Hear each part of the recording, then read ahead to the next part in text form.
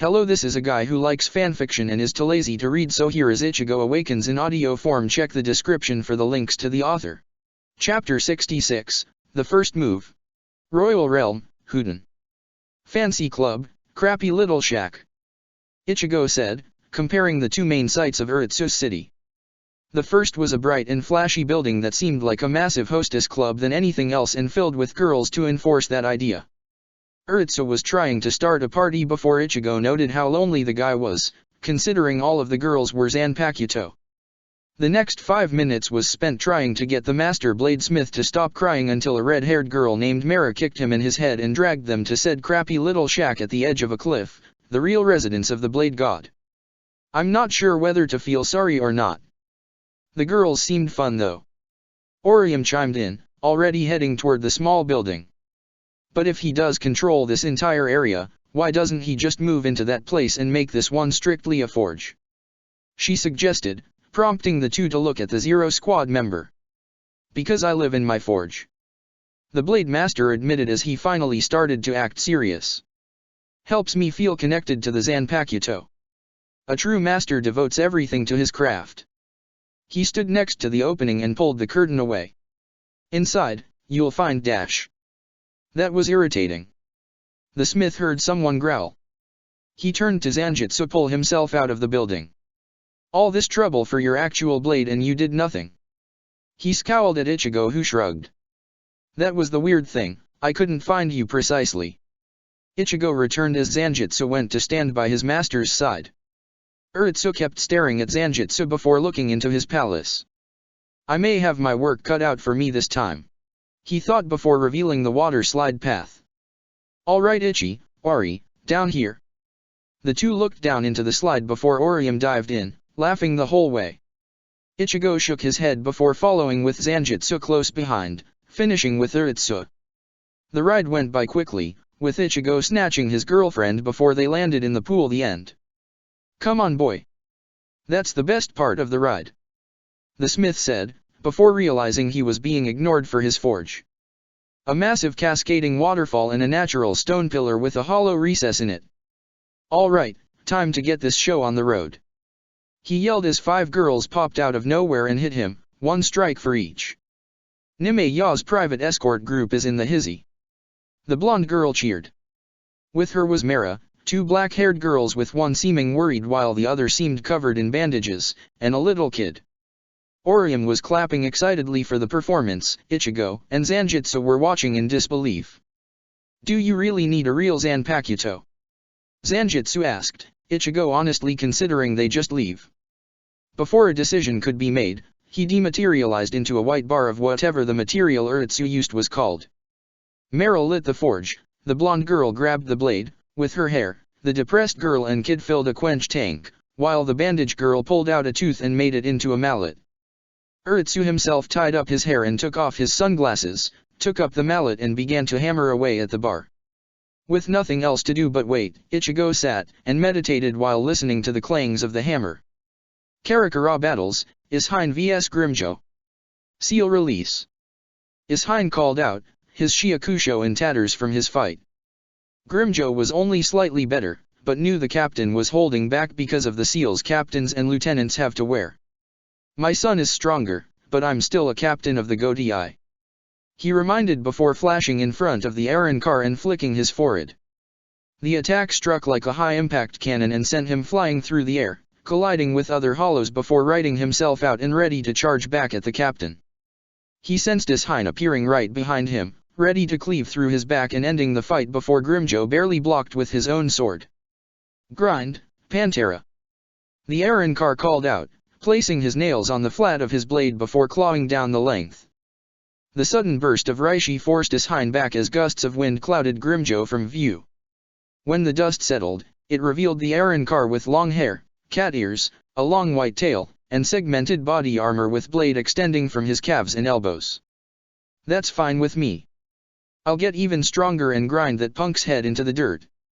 The panther roared before clashing with Ishine once again, but, despite the added strength and agility, Ishine was still capable of keeping up and dominating the fight. Get Yuga Tensho. He called out, getting behind the panther and striking him with the concentrated wave of Reishi. The force of the attack gouged out and scarred the land, destroying most of the park and severely damaging the containment barrier around the park. When the dust settled, Grimjo was covered in slow healing burns and started to stagger. "You're holding back," Ishine stated, knowing how much stronger Grimjo got. "I thought you'd know better than that. I'm saving that for my rematch against that kid of yours," Grimjo said with a savage, pointing his elbow at Ishine before appearing in front of him. "Guerra de la Pantera," he shouted, shooting Ishine point blank in the stomach with his green explosive stone bullets. The explosion covered them both in smoke and dust before Grimjo was sent flying back, spinning from the force of a punch. "That better be one hell of an ace," the father said as he rubbed his torso, "'cause you'll need a lot more than that, a hell of a lot more, to challenge Ichigo." "Burn, Injetsu," he said, letting his Reishi become the fires surrounding his sword.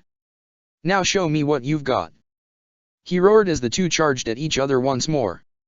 "Royal Realm, Huden." The repeated clangs of the hammer on the blade were the only sound the hybrid heard as he meditated, waiting for the moment when Zanjutsu would truly be completed. A part of him wondered why it was taking so long, expecting a near-instantaneous crafting with minimal effort, but Urtsu was starting to drip with sweat and his breath becoming labored. Nevertheless, the hammer kept striking and the rings becoming more melodious until the moment came. "Ichigo!" Zanjutsu called out to him, making Ichigo's eyes snap open. The bright burning flames were being consumed by the darkness that was emanating from Zanjutsu's form, needing one last ingredient to finish the blades. He flashed to his Zanpakuto and plunged his hands into the flames, the protest of the other Zanpakuto falling on deaf ears as Ichigo poured his Reishi into the blades. Urtsu merely smiled as Ichigo pulled the blades free and all the spirit water evaporated. His waterfalls, the sea, the very moisture from the air, and the blades were still burning hot in the boy's hands. "Damn, and here I thought I've seen it all," the smith thought as the blades in Ichigo's hands radiated power before settling down into the Kyber and Trench blade combo. "Well kid, my work here with you is done. You should head on to the Monk's City if you wanted to pick up some extra techniques," he suggested as he staggered slightly. "I need to get myself a bite to eat. You wanna come with? I'll explain what we need to do," he asked Orium, who got up and followed while cradling the broken and whole Muramasa blades. "Is crafting a Zanpakuto really that hard?" Orium asked, feeling respect for the smith considering how draining it was to craft Zanjutsu. "You go through that every time?" "Hell no, that blade was insane," Urtsu yelled out as they reached the launch pad. "Every other blade I made was easy, even my sharpest blade, compared to that thing," he explained, just as they got sent skywards toward the Gaetonden, where Kiryu Hikaifun resided. "All Azuashi are made from dead souls, or rather the raw material left behind. When a soul goes through the cycle of reincarnation, they are cleansed of everything that made up the individual. Something like that always leaves fragments behind, which I gather and merge together to form my Azuashi. Completely blank until they come into contact with their soul reaper and why they take on their own individual form." "So you're going to take the remains of Muramasa's to activate a new Azuashi?" she asked, trying to understand the finer complexities of spirit blade forging. "How does he become a contract spirit through that?" "I said I was going to reforge Muramasa, not make a new one," Urtsu explained as he landed and caught Orium before she turned into past on the ground. Or tried to catch her since as she came closer to the ground, the air itself tried to keep her aloft with her green ring glowing.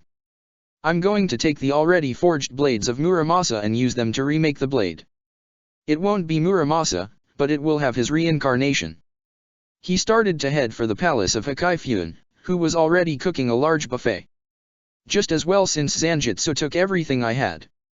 Kurosaka's sword must really be powerful then," Orium said in amazement, almost distracted by the scent of Hikaifun's cooking.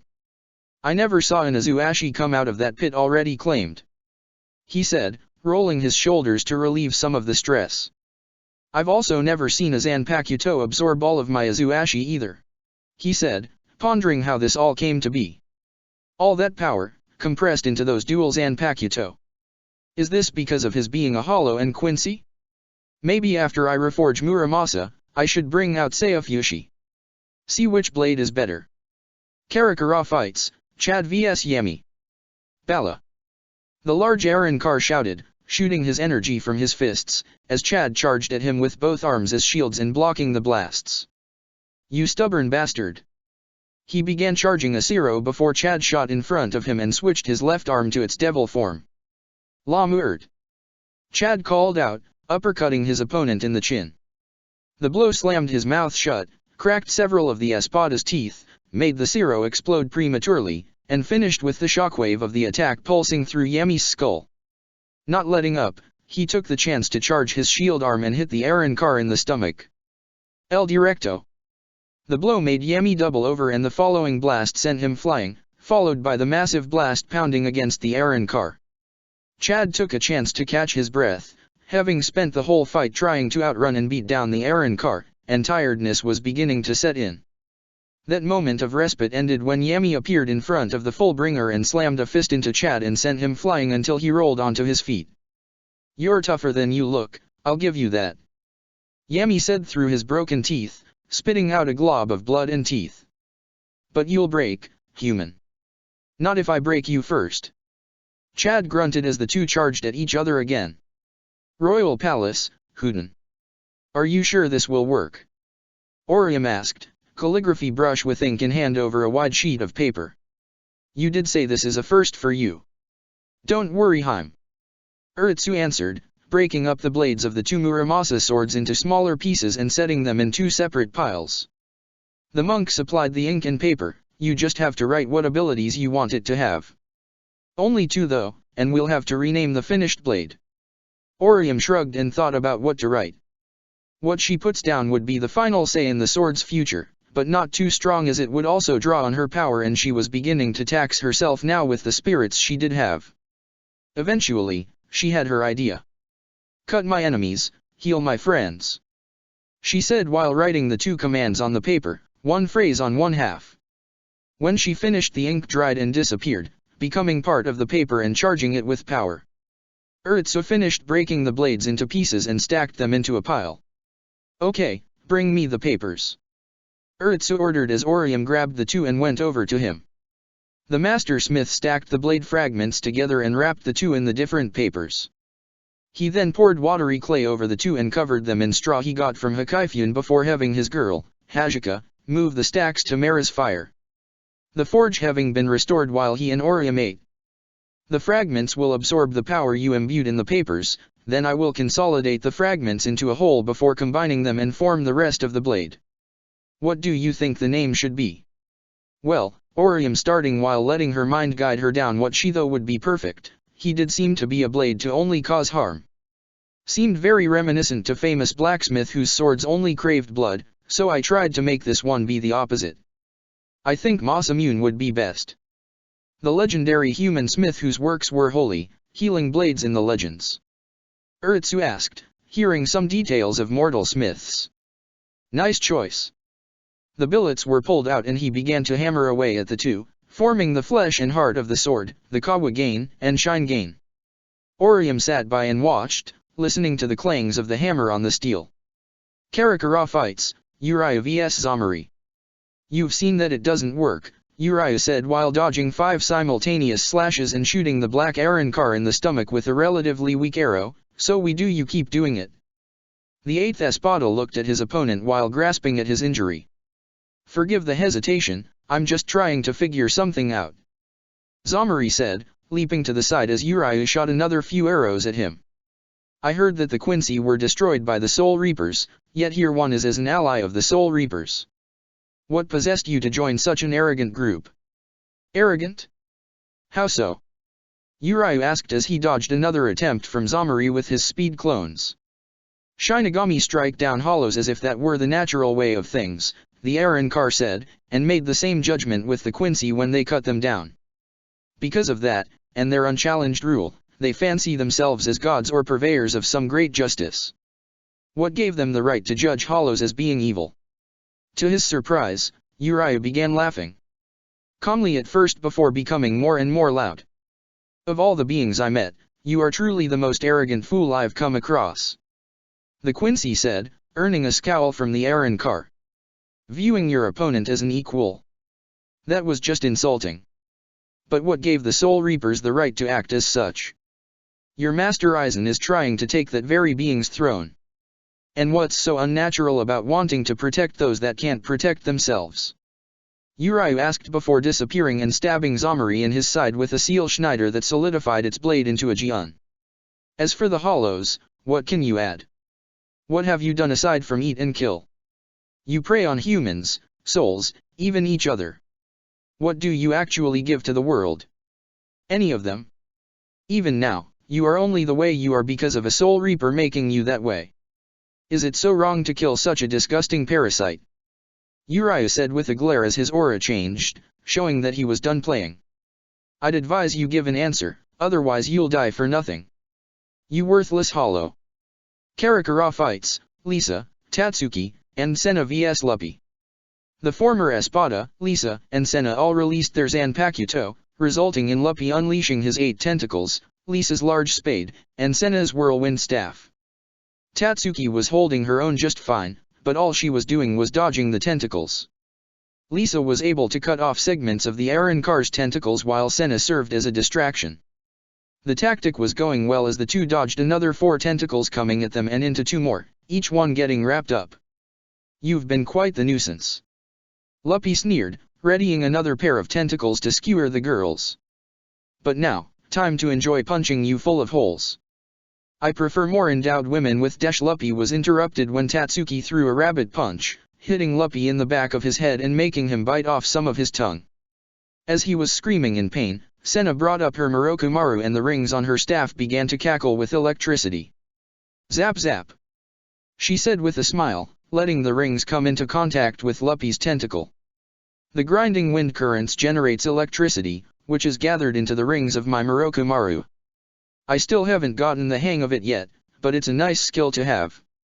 The shocks wore off and the 2 Shinigami had enough slack to escape from the tentacles. You tomboy bitch.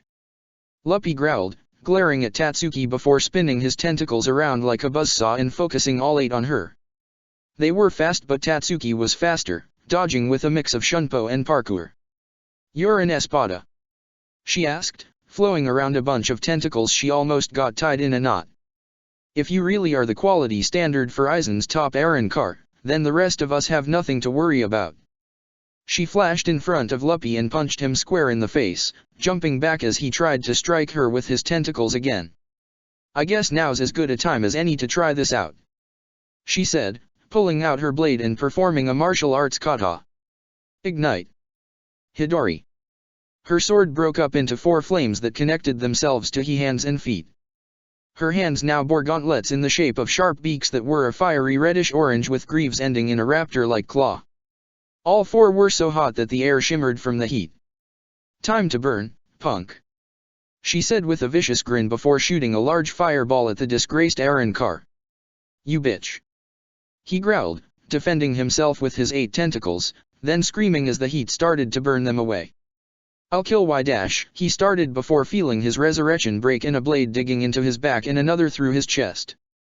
It's rude to ignore your other partners. Lisa said, pulling her spade back along with Senna pulling her staff out. Course you were a former Espada, so you couldn't have been that strong to begin with. The girl mocked as Luppy struggled to stay up. You. He growled before he and the others were trapped within orange barriers from the sky. Royal Palace, Ichigo's city. Getchuga Tensho. Ichigo roared, swinging his blades and unleashing the wave of compressed Reishi at the manifested Zanjutsu.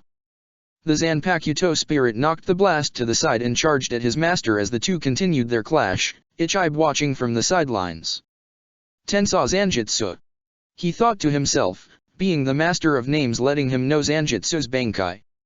Letting him unleash 100% of the power within himself would certainly make him a fearsome opponent. But it's that Mujutsu form that I find more concerning.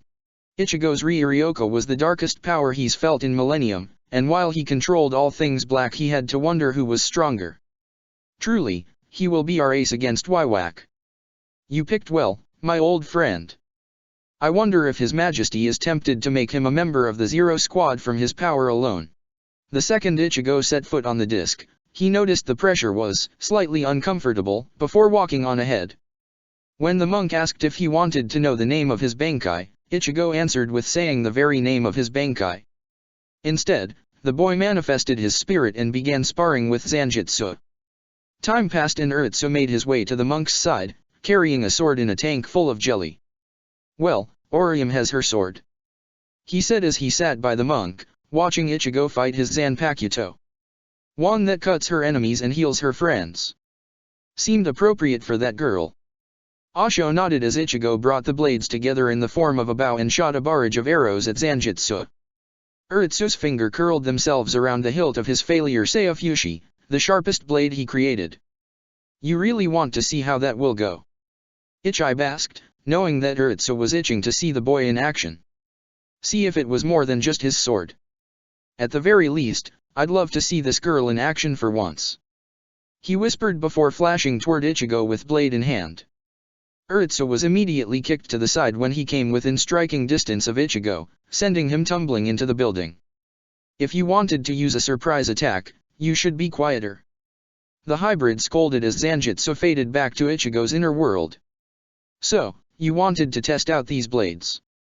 He gestured to Zanjitsu and the sword in Urutsu's hands as the smith got back up, laughing. "That's right, Ichi," he cheered as he got into his battle stance. "Now, show me what you got." Ichigo brought the two halves of Zanjitsu together as the air ignited in pure black energy. "Bankai," he said, becoming consumed by the energy and his voice becoming warped. "Tensai Zanjitsu." Kurosaki household. Masaka's fingers were bleeding, Kon was covered in scratches and bruises, Karen and Yuza were sweating bullets, but the number of hollows were decreasing. After a few more minutes and one last shot, Masaka slew the final hollow and the swarm ended. Kon went to the twins and Masaka breathed a sigh of relief. The barrier held, her family was safe, and she could finally relax. Until the barrier shattered like glass. Before anyone could react, Masaka felt a sharp strike to the back of her neck before losing consciousness and falling to the ground. Kon was smacked in the head with an odd weapon in the shape of two crescents. "So these are the targets." The twins looked up to a tall lanky figure with a wide hood and oily black hair, an eye patch, and a permanent display of teeth. His frown deepened as he sighed in disappointment. "Well, I guess it's fun to train them." In an instant, another being showed up between the twins and the Aaron car. "We have what we came for, Noritora, call the retreat," the shorter horned individual said, grasping at the twins protectively. "You sure, Ulquira?" Noritora asked, grinning at the unconscious Masaki. "Lord Aizen said that Ichigo cares a lot for his family. Imagine how broken he'd be if Desha heavy pressure fell on the Aaron car before he could finish his statement." "We have his sisters," the fourth Espada said. "That's more than enough. We are leaving." He let up the pressure and just as Noritora was about to signal the rest, he was kicked in the neck and sent flying. "So long as I breath in this, or any other body, you will not take Yuzu or Karen." Kon growled, charging at Ulquira, who caught his fist with ease and blocked every other attack. "Tell Ichigo, that upon my honor as the fourth, his sisters will not be harmed," he said before punching Kon back. He then opened a gargantat and took the twins into his arms, seeing as they were both too tired to move, and made his way into Hueco Mundo. Kon was about to charge after him when he was smashed into the ground. "You are one stubborn annoyance," Noritora growled, getting ready to decapitate the mod soul before pausing. "Great, one of those losers is about to get killed." He groaned as Aizen made it clear that he didn't want to lose any Aaron car if it could be avoided, and he'd know if Noritora screwed that up. "Fine." He stomped on Ichigo's body, gaining a sickening crack and scream, before releasing a feral hollow roar and making the Jillians bring down their negation to evacuate his allies. "Well, maybe I'll get what I wanted anyway," he said as a new group of hollows were coming in. He created a gargantat and walked through, leaving the Quincy and Mod Soul to die. Just as the first one was about to chomp down on the Kurosaki matriarch, Kon got up and crushed the creature's head. "You want her?" he said, coughing up blood and releasing a flickering light from his body. "You can't have her." He stood, facing the coming swarm. Chapter 67, Insubordination. Las Noches. Ulquira guided the twins down the dark halls of the Aaron Car Palace to Aizen's throne room, hovering over them protectively while sending the occasional glare to Noritora. Karen kept a brave look on her face while Yuzu was shaking and clearly frightened, but they kept on walking. They finally came into a long expansive hallway lined with pillars, occupied with who they knew to be the enemy. Many different Arrancar were along the walls, with two Shinigami standing in front of a tall stone block that housed a throne at its peak, with the man they suspected to be Sosuke Aizen sitting on it like a king. "Welcome, Yuzu and Karen Kurosaki, to our castle of Las Noches," Aizen said, keeping that dark, calm smile on his face. "You may or may not know who I dash. You're going to die when our brother gets here." He was interrupted, raising his eyebrow to who he understood was the more gentle of the twins. Karen looked to her sister in surprise as Yuzu glared defiantly at the man that currently holds their lives in his hands. She soon smirked and joined her sister's level of confidence. "Yep, when Ichigo shows up, this place will be nothing but rubble." Many of the Arrancar shifted, either from fear or excitement, but Aizen's expression did not change. "I'm well aware of how powerful he is," Aizen admitted. "But him coming here is exactly what I want." There was a noticeable growl in the darkness behind Aizen as the man in question kept smiling. "But you are still my guests here, despite just being bait, so I'll leave you in the care of someone I can trust." "Nilil," he called, making a green-haired Arrancar step forward. "Yes, Lord Aizen." The now-named Nilil had a skull with curved horns, a scar going down her forehead to her nose with a red mark across her face just under her eyes, in a form-fitting white uniform that covered her whole body. "Your mission is now to watch over these two," Aizen said, earning a surprise from most everyone in the room. "They are of no use to me dead and Ulquiorra has an appointment with an old friend of his." He turned his gaze to his most loyal subordinate, who seemed to hesitate ever so slightly. "I understand, Lord Aizen," he said, looking up to his master as Nilil took the twins. "I will kill Ichigo Kurosaki." Karakura Hospital. Ryukin was finalizing some last-minute papers, the chaos from the hollow attack finally dying down to let him focus, when he noted that something felt off to him. His papers were in order, his patients were in stable condition, none of the Shinigami were showing up at his hospital, which meant that Orium was back from Soul Society, so what was it that was making him feel uneasy? His answer came from a tapping on the window, revealing Hiyori, who had two unconscious Kurosakis with her. He acted quickly to open his office windows and called Connie to get him a couple of gurneys. "What happened?"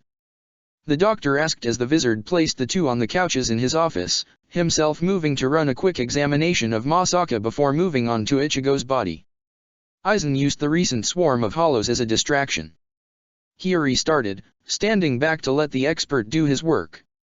He sent Arrancar to occupy Ishine and the other seated officers while sending another two to attack the house.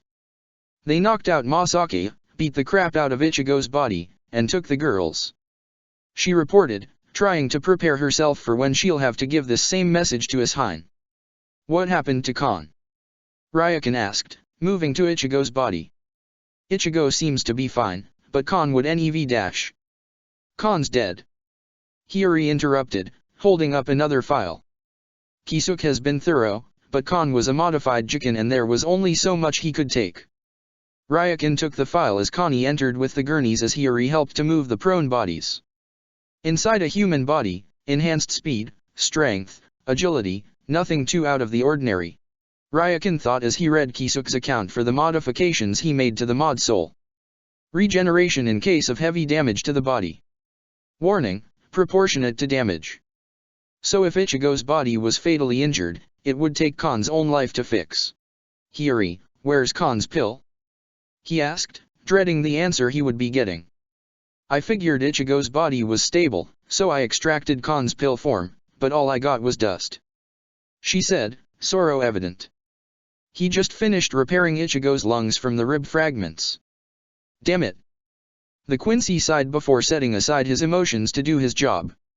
"Right, Connie, take Ichigo's body to the stasis room. Without a Jikin, he's essentially comatose. I'll be taking Masaka to get a few scans, make sure nothing's damaged. I should go, Ishine would want the casualty reports," Hiyori said before flying out the window, leaving the Quincy to do their job as Ryukin pulled Masaka down to radiology. Good luck, Hiri. That's not going to end well.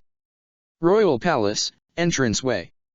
Ichigo made his way toward the edge of the entrance into the realm of the Spirit King, the royal guard there to see him off, with Uritsu and one other of the Zero Squad missing. Kiryu Hikaifun, a really plump woman with purple hair and a large rice spoon, and Senjumaru Shudera, a pale, slender woman with long black hair and multiple long and bony arms with a radiant gold crescent moon ornament in her hair. Both in standard Shinigami garb along with Asho. So, I don't see that big pillar you used to come down to Soul Society, Ichigo noted after looking around for a bit. Is there another way for me to get down? Senjumaru stepped forward. 2, actually.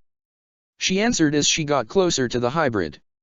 We have our own Senkaimon, but it can only be opened once a day and it was already used to send Orium back to the world of the living. The other way is for you to take the stairs. She said as she tapped a kin against the floor and created a long spiral staircase that kept going and going. This route should take about a week if you go at your normal pace.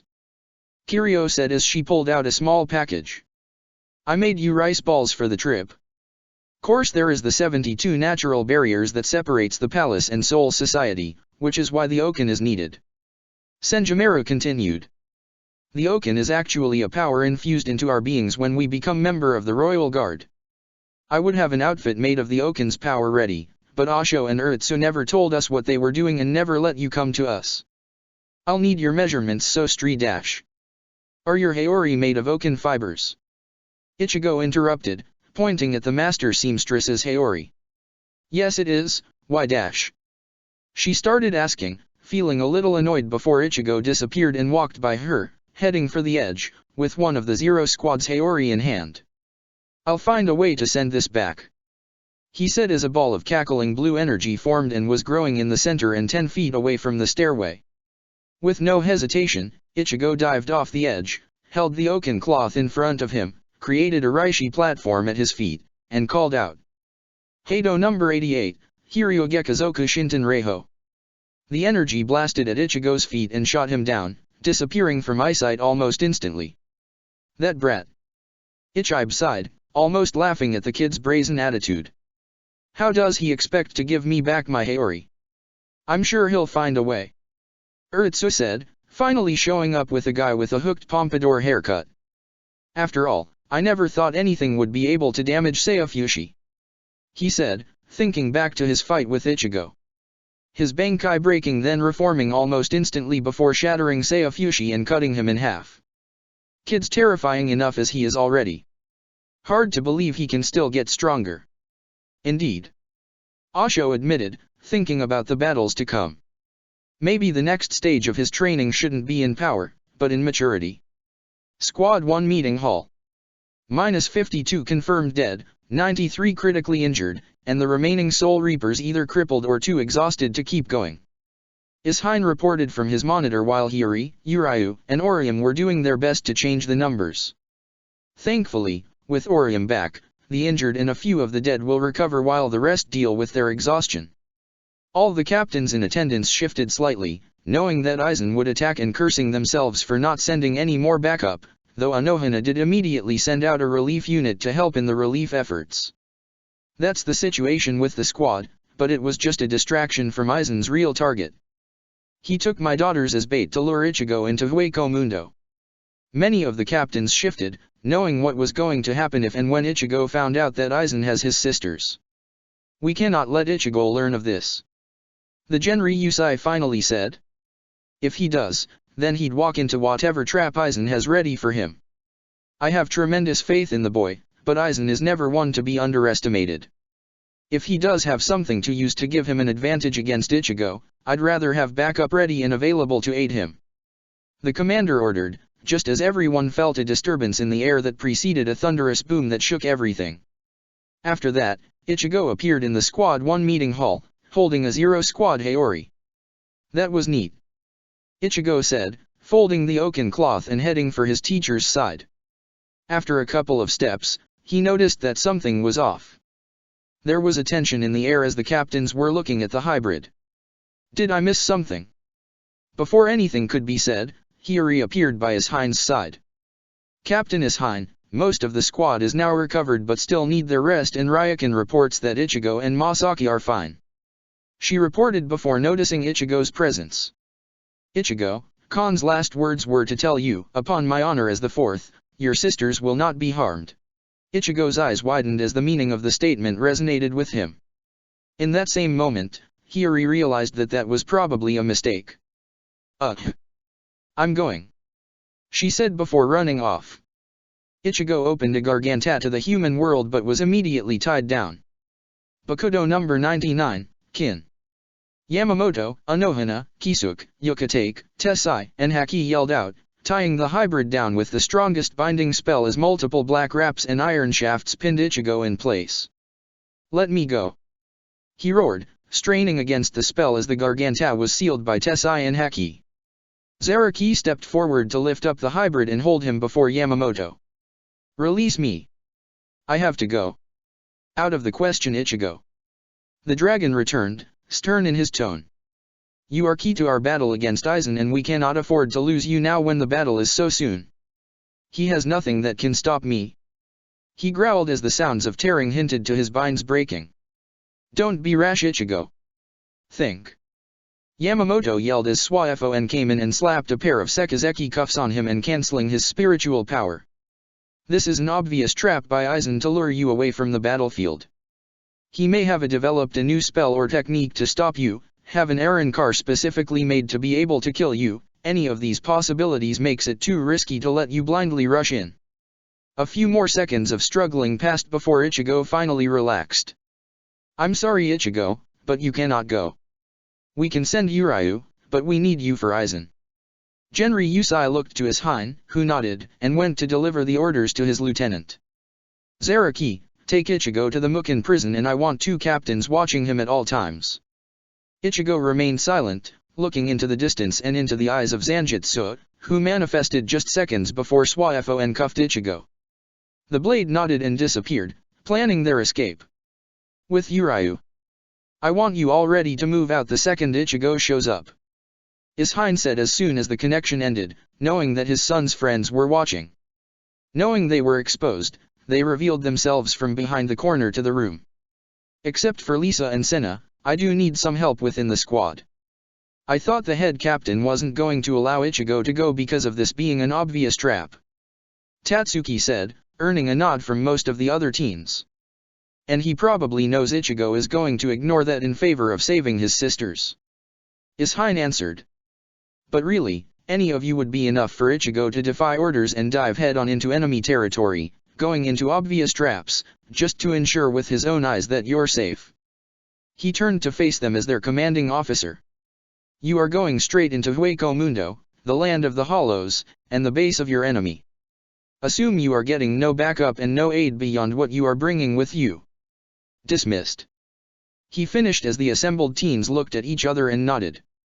"And Uryu," the Quincy turned back to the Shinigami, "if you could scrounge up some allies, that would be most helpful. Those 3 do seem willing to side with us, but how can we convince them of this kind of open rebellion?" Uryu asked, knowing Ishine meant the Stern Ritters. "They've yet to try to publicly help us. I'd say, let them know that this operation is strictly off-record, and to convince Wiwak to allow this, then let them know it could go a long way to convincing you and Ichigo to join his side. He has been trying to get the Ishidas and Kurosakis to come to the light for generations, so that might help." Uryu mused as the rest of the teens left to begin their preparations. The Quincy flashed away, aiming for the apartment where the Stern Ritter hid away. Upon reaching the door and knocking, he was greeted by the lime-haired beauty queen, Candice. "What is it?" she asked/demanded from the bespectacled teen. "Ichigo and I need your help," he said, Candice raising an eyebrow before letting him in. The living room was pretty Spartan in decoration, with mostly Quincy symbolism being the only decor. Basby and Bambietta were sitting on a couch and chair as Candice took her seat, the heat gesturing for Uryu to start pleading his case. "Earlier today my cousins, twin sisters Yuzu and Karen, were kidnapped by Car and taken to Hueco Mundo as a ploy by Aizen to get Ichigo into a trap." Basby started idly flicking his wrist, subtly pointing Uryu to a mirror. The teen looked and saw the white of a Stern Ritter uniform of the Vandenreich, telling him what he needed to know. You two must be really desperate to come to us then. Basby said, leaning forward to examine the Quincy separatist. Considering how much you don't want to get involved with the Vandenreich. This is family, Uriah returned now that he knew they were being watched. I thought that was something important to the Quincy. If His Majesty is willing to spare you three, your help would be appreciated and we'd be willing to hear out Wywak. He said, turning around to leave. Urahara Shoten, we don't know when we'll be leaving. He said before exiting. Las Noches, with Ulquira. The aspect of emptiness made his way through the halls of Las Noches. He swore to protect Ichigo's sisters, but why? What prompted him to say that to the soul inside Ichigo's body? He could have left out the part of protecting them and that would have been enough to convince the hybrid to come here. But he swore to protect them, why? If he killed Ichigo, what would happen to the girls? Their parents would likely be enemies in the coming war which might lead to their deaths. Would Lord Aizen show them mercy, or would he try to recreate Ichigo with them? How would he protect them when this is all done? Would he even be able to fight Ichigo? He knew the hybrid was powerful, but it has been so long since they got a measure of his strength. Could he fight Ichigo? He shook his head to dispel such thoughts. He swore to kill him, swore it to his master, the man who gave him everything. His own voice, his sense of hearing, smell, and taste. Ichigo and he were on opposite sides, they were destined to fight.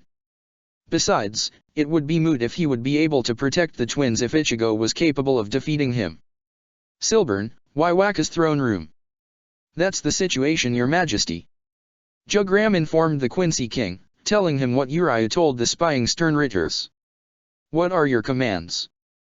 The Almighty thought about it, looking down at his hand.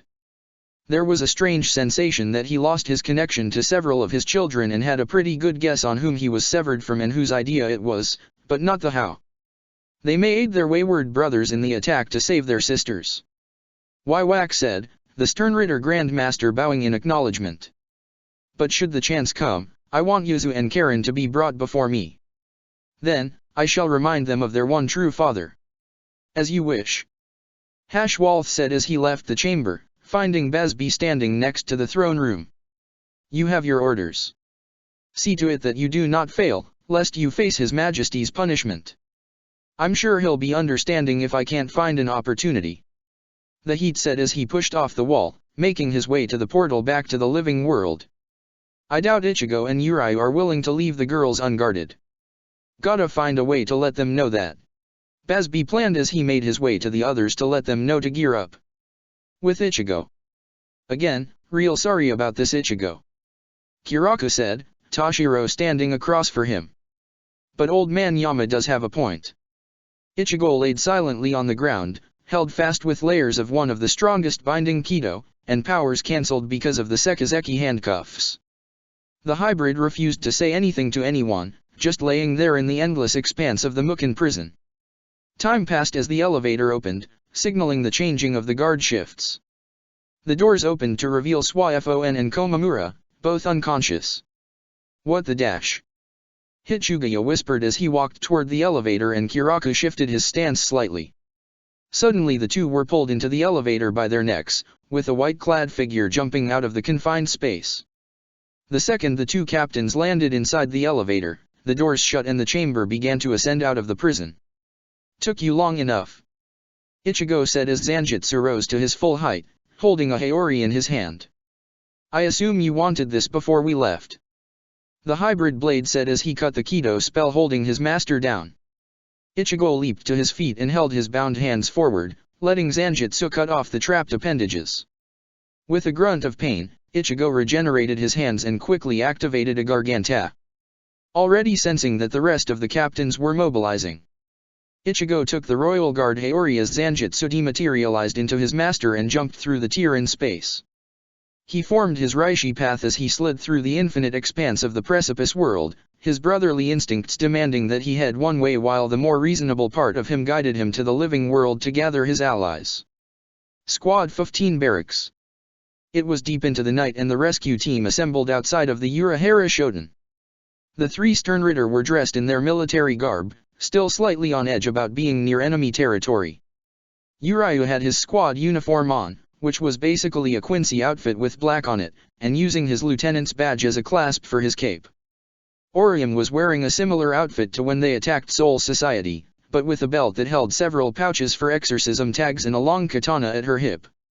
Chad was wearing a dark long-sleeved shirt with a rose emblazoned on the left sleeve, with his medallion proudly on display.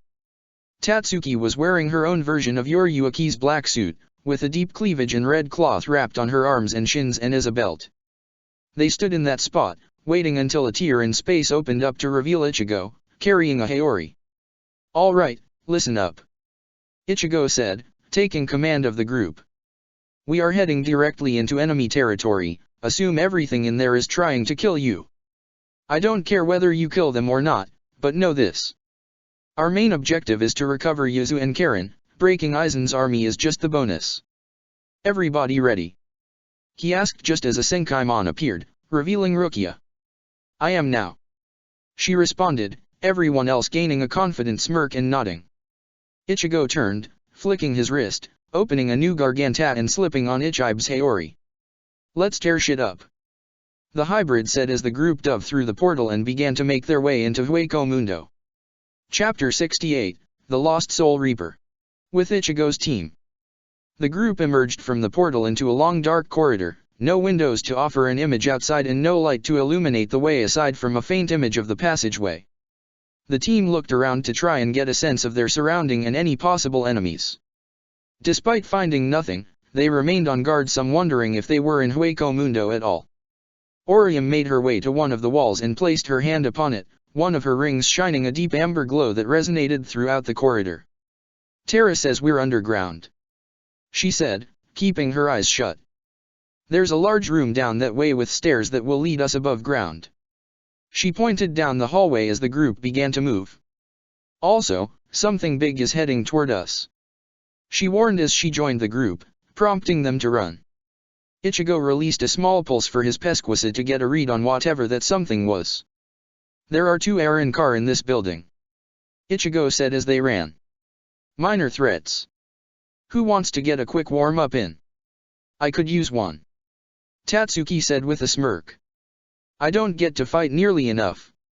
"Then I'll join you, Tatsuki," Orium added. Masamune has been itching to test himself out. They soon entered a large circular room with clear lighting and a single staircase, the one that Orium said was the way out. Tatsuki and Orium strode out to the center of the room while Ichigo and the rest went off to the side.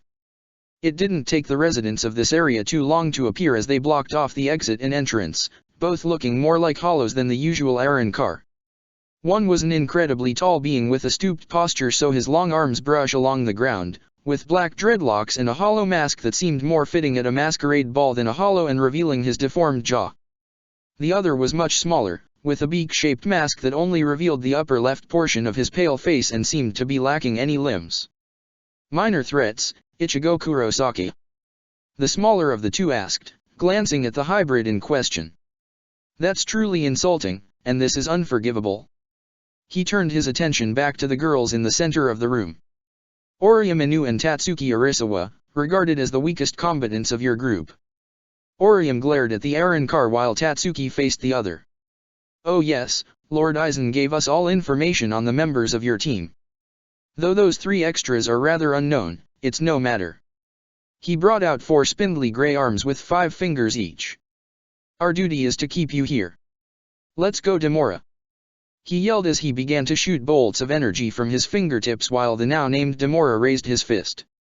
"Right, Icelinger," he shouted, only for his fist and Icelinger's bullets to be stopped by 2 orange barriers, both gasping in surprise. "It's true, I'm not one for fighting," Orium said while holding her arms out to direct her sprites to form their shields, pointing upwards with a finger to complete her arrangement with Tatsuki jumping off the barriers. "And I didn't get nearly the same level of training." She landed on the topmost barrier before kicking off and punching Demora in the eye and setting his head on fire. The giant began to spin with the force of the punch, with Tatsuki hanging off the mask and kicking off to slam another burning fist in Icelander's gut, shooting him back like a fireball. "But to think you had a chance was insulting to us." There was grunt as Demora forced himself back up, head all charred to hell and swinging about wildly. "Shall I finish?" Orium asked, unsheathing the blade at her side. Tatsuki gave a smirk and gestured for her to go. Dashing forward, her defensive barriers offering her an incline, she rushed to Demora's head and swung the katana down and cleaved his head in twain. She dropped back to the floor as the deformed Arrancar's head began to bleed and his body went limp. She turned to see Tatsuki giving her a thumbs up and Icelander wrapping his arms around her. "Don't move!" he roared, coughing up blood and his clothes in tatters. "If I see you move I'll dash," he threatened before Orium shot toward him and stabbed both him and Tatsuki. "Holy crap!" Bambietta cried out. "What the hell is with her?" Candace asked as Orium ripped the blade free and cut Icelander in half, with not a mark on Tatsuki. While the Quincy stood in shock, those that knew Orium and Tatsuki nodded their heads at their improvements in combat. "Good job out there, girls," Ichigo told them as the group joined up. "Is that Muramis's new form?" "Yep." The exorcist cheered. "Made to solely cut my enemies. Anything else, then it'll just phase through." Now that they got an explanation, the Vandenreich demanded answers. "But did you know that was going to happen?" Basby asked, still reeling from what he saw. For all the possibilities in the world of spirits, turned out some things could still surprise him. "Not at all. I just knew Orium would never harm me," Tatsuki said, showcasing her trust in her allies. Something of a foreign concept to the Vandenreich. Their celebrations were short-lived as the building began to rumble. "Of course. Self-destruct features," Ichigo said as everyone groaned. "Run!" he shouted, prompting them all to head for the staircase and into the world above. The shaking tripped Orium, which prompted Tatsuki to use Flash Step to help her, just as a bunch of large debris began to fall on top of them. Before the stones got too close to them, a bunch of small balls of Reishi sank into the debris, causing them to explode into smaller, harmless fragments. "Get moving, girls!" Bambi yelled as they ascended up the stairs and out of the collapsing death trap. Las Noches meeting room. The alarm rang out through the hollow palace of Las Noches, calling all the Arrancar inside to attention. The 10 Arrancar that made up Aizen's illustrious espada gathered to a single place while the rest of the Arrancar were given a message from Aizen by the Exequias, the termination squad of Hueco Mundo. The same message that Aizen was personally delivering to his 10 strongest soldiers. "As predicted, we have intruders," Aizen said to his assembled elites. Ichigo Kurosaka took the bait. An image was projected, showing the invaders as they stood outside the entrance of the collapsed tunnel. They were conversing amongst themselves while looking at the majesty of the massive palace. A low growl of excitement escaped from Grimjo while another of his espadas coughed. "These are the intruders," a dark-skinned elderly man said, grumbling in disbelief. "They are children." Most of the espada were equally unimpressed with the exception of the scientist among them and the ones that already fought against them. "It's disgraceful that you lost to that brat Grimjo." "Enough Baragan," Aizen ordered, returning everyone's attention to him. "While 5 of them are the Ryoka that infiltrated the Siriti, these 3 extra Quincy are rather unknown," he said, realizing what they were when they manipulated Reishi to form a platform and were dressed similar to Uryu during the Soul Society break-in. "Keep a level head and let them come to us. Set up the battlefields to your advantage and fight to kill." The Quincy with the glasses, Uryu Ishida and Ichigo Kurosaka were both regarded as targets for the captains of the Godii. "I will use a similar policy, none but the espada are to fight Uryu and only espada from rank 5 and on may battle Ichigo Kurosaka." With Ichigo's team, the group was speeding across the endless desert sands and to the only building in sight, Aizen's palace. Instead of running and expending energy pointlessly, Basby came up with the idea of their current mode of transportation, a Reishi platform made and maintained by a Quincy, and taking advantage of the mass concentration of Reishi in the atmosphere. They've been riding on this mobile platform for 10 minutes, most focusing on the battles ahead while Candace explained the concept of shrifts to Orium and Tatsuki and how Bambietta helped them. "Bambietta, you're up," Uryu called out, keeping time for the other Quincy to know when to switch who controls the Reishi platform. The Explode took her place next to the Heat as he relinquished control to her. All the while, Las Noches did not seem to change as they rode. Uryu then went to Ichigo's side, who never once turned his eyes from the giant domed building. How much further do you think? Too damn far. The hybrid growled. It's been bugging me for time that we've been moving fairly fast, but that building doesn't seem any closer. Then I noticed the trees. Uriah took a glance to the strange stone plants that decorated the desert sands, skinny and withered up close, but the ones at the base of the building were like small pins. Meaning Las Noches was bigger than they thought and how far they were. And we can't go any quicker because maintaining this transport is taking all the concentration we can muster at a time. The teen groaned. Just how big is Las Noches supposed to be? Suddenly, in the distance, the sand began to shift and rise as a figure formed. A massive hollow that was made of sand with a mask that seemed like a normal face with a wide mustache, and a head like a sand castle. So you are the intruders. It spoke with a deep echoing tone. I will not dash. The top half of its body was blown apart suddenly, with Ichigo's smoking fist as the only indicator of what happened. Before anything else could happen, giant hands began to sprout from all around them. It's pointless. The hollow said as he reformed. I am Runaganga, guardian of the white sand. All the desert sand is my body and the defense of Las Noches is my purpose. Bambietta made them serve and twist to avoid all the slamming palms of Runaganga. If any of you got any bright ideas to fight him, use them.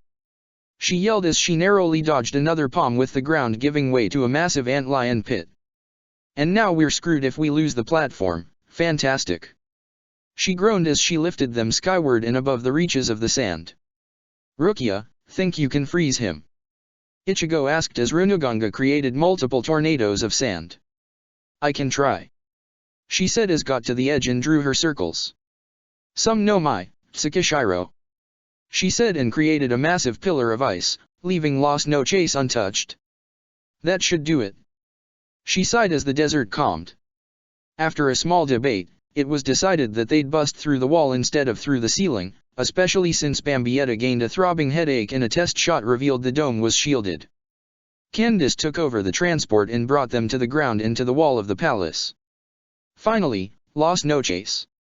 The hybrid smirked as the rest of the group readied for combat, until Ichigo heard something off.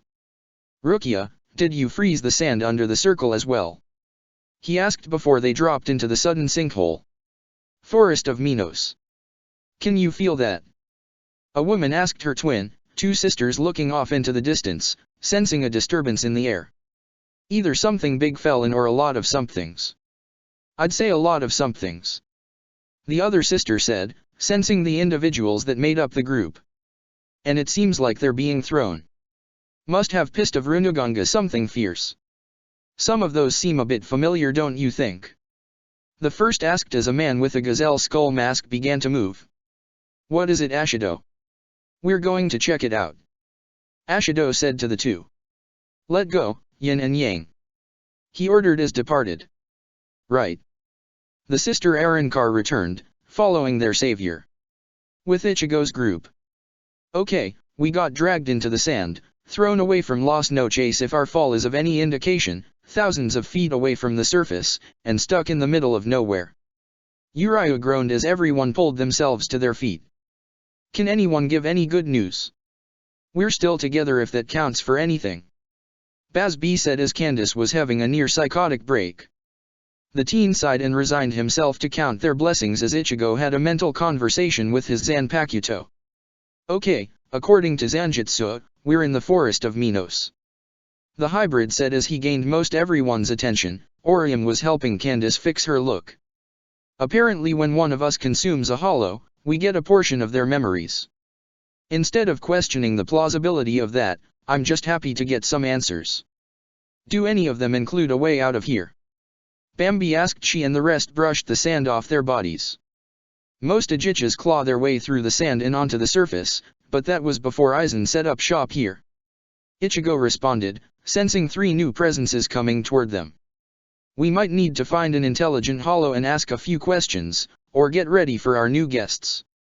That got the others' attention as they looked in the same direction as Ichigo, sensing the three stronger Reishi signatures as well as the swell of hollows coming.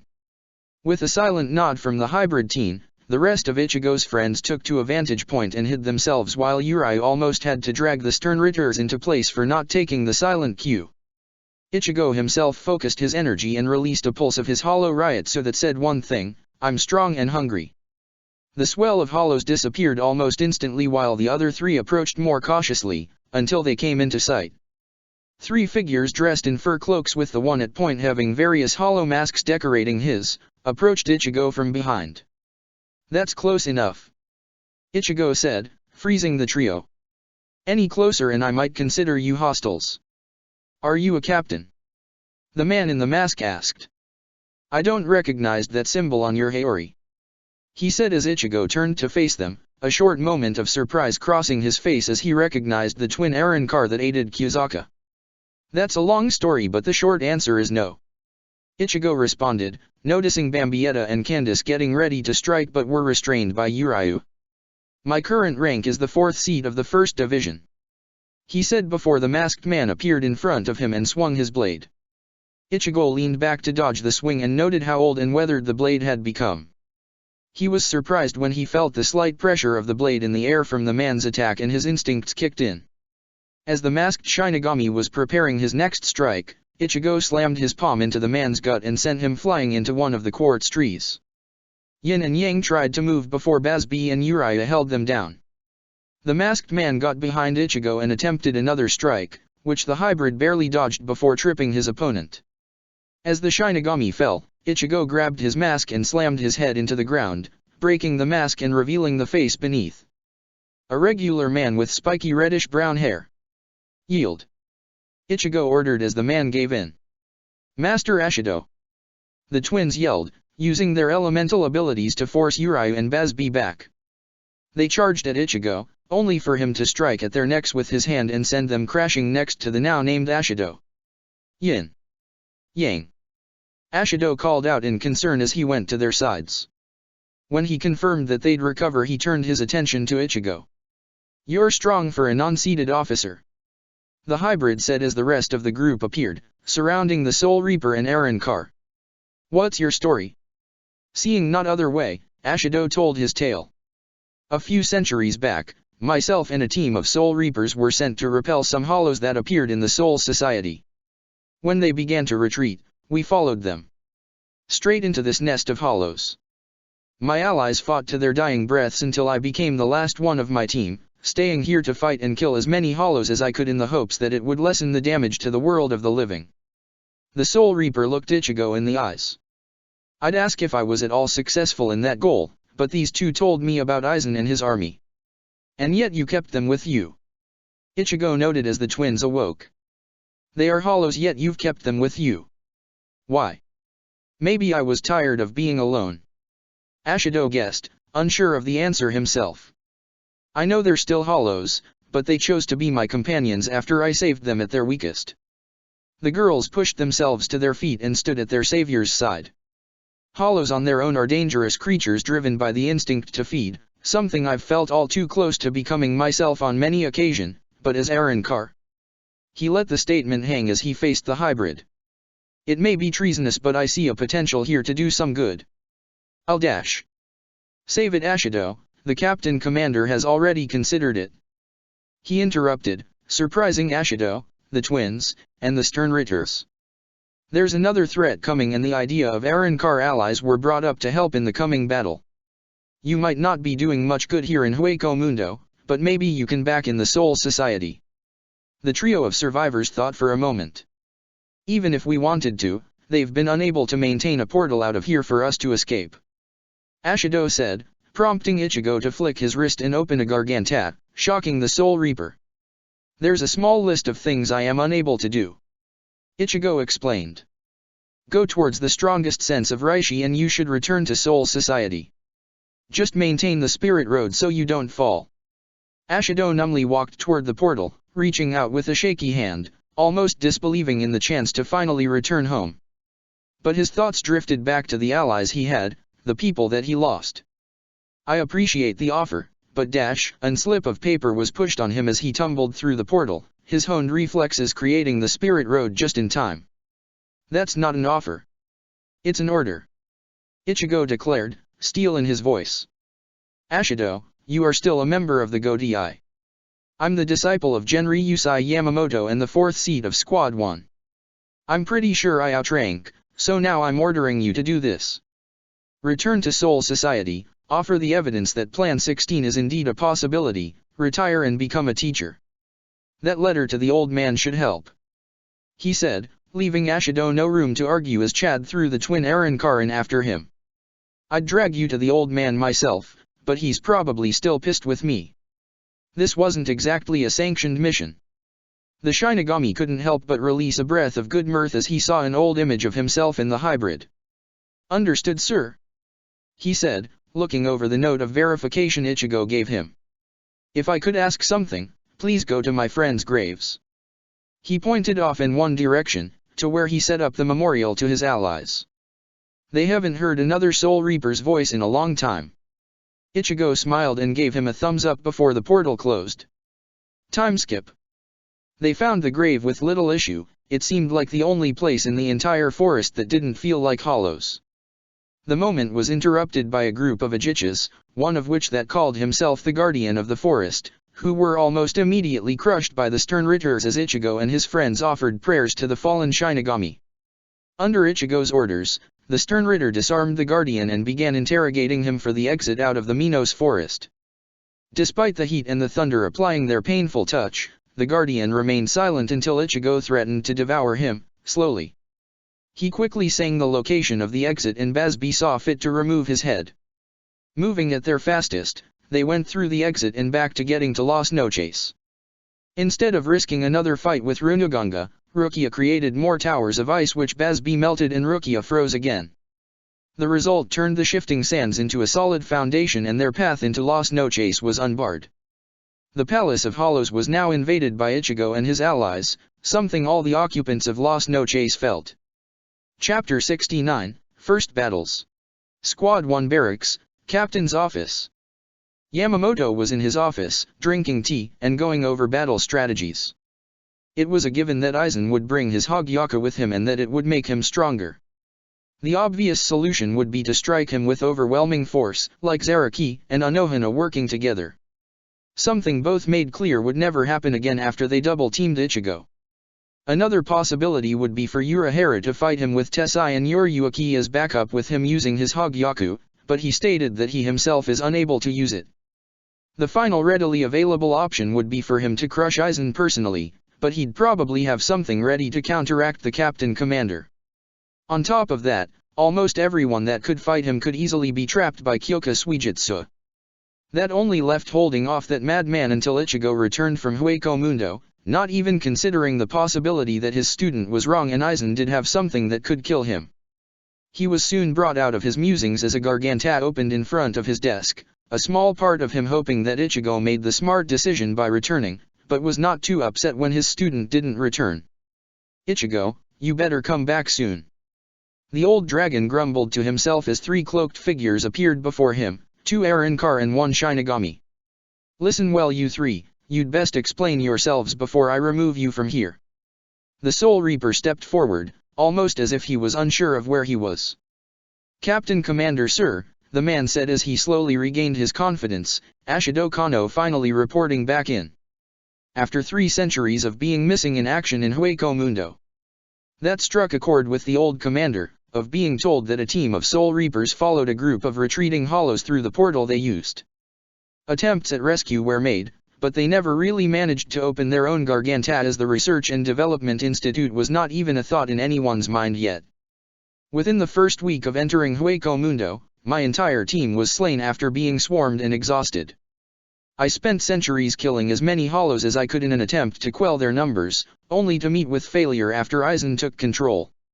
This year I met with the 2 Arankar you see behind me and we came across 4th seat Ichigo Kurosaki who ordered me to return to Soul Society. I see.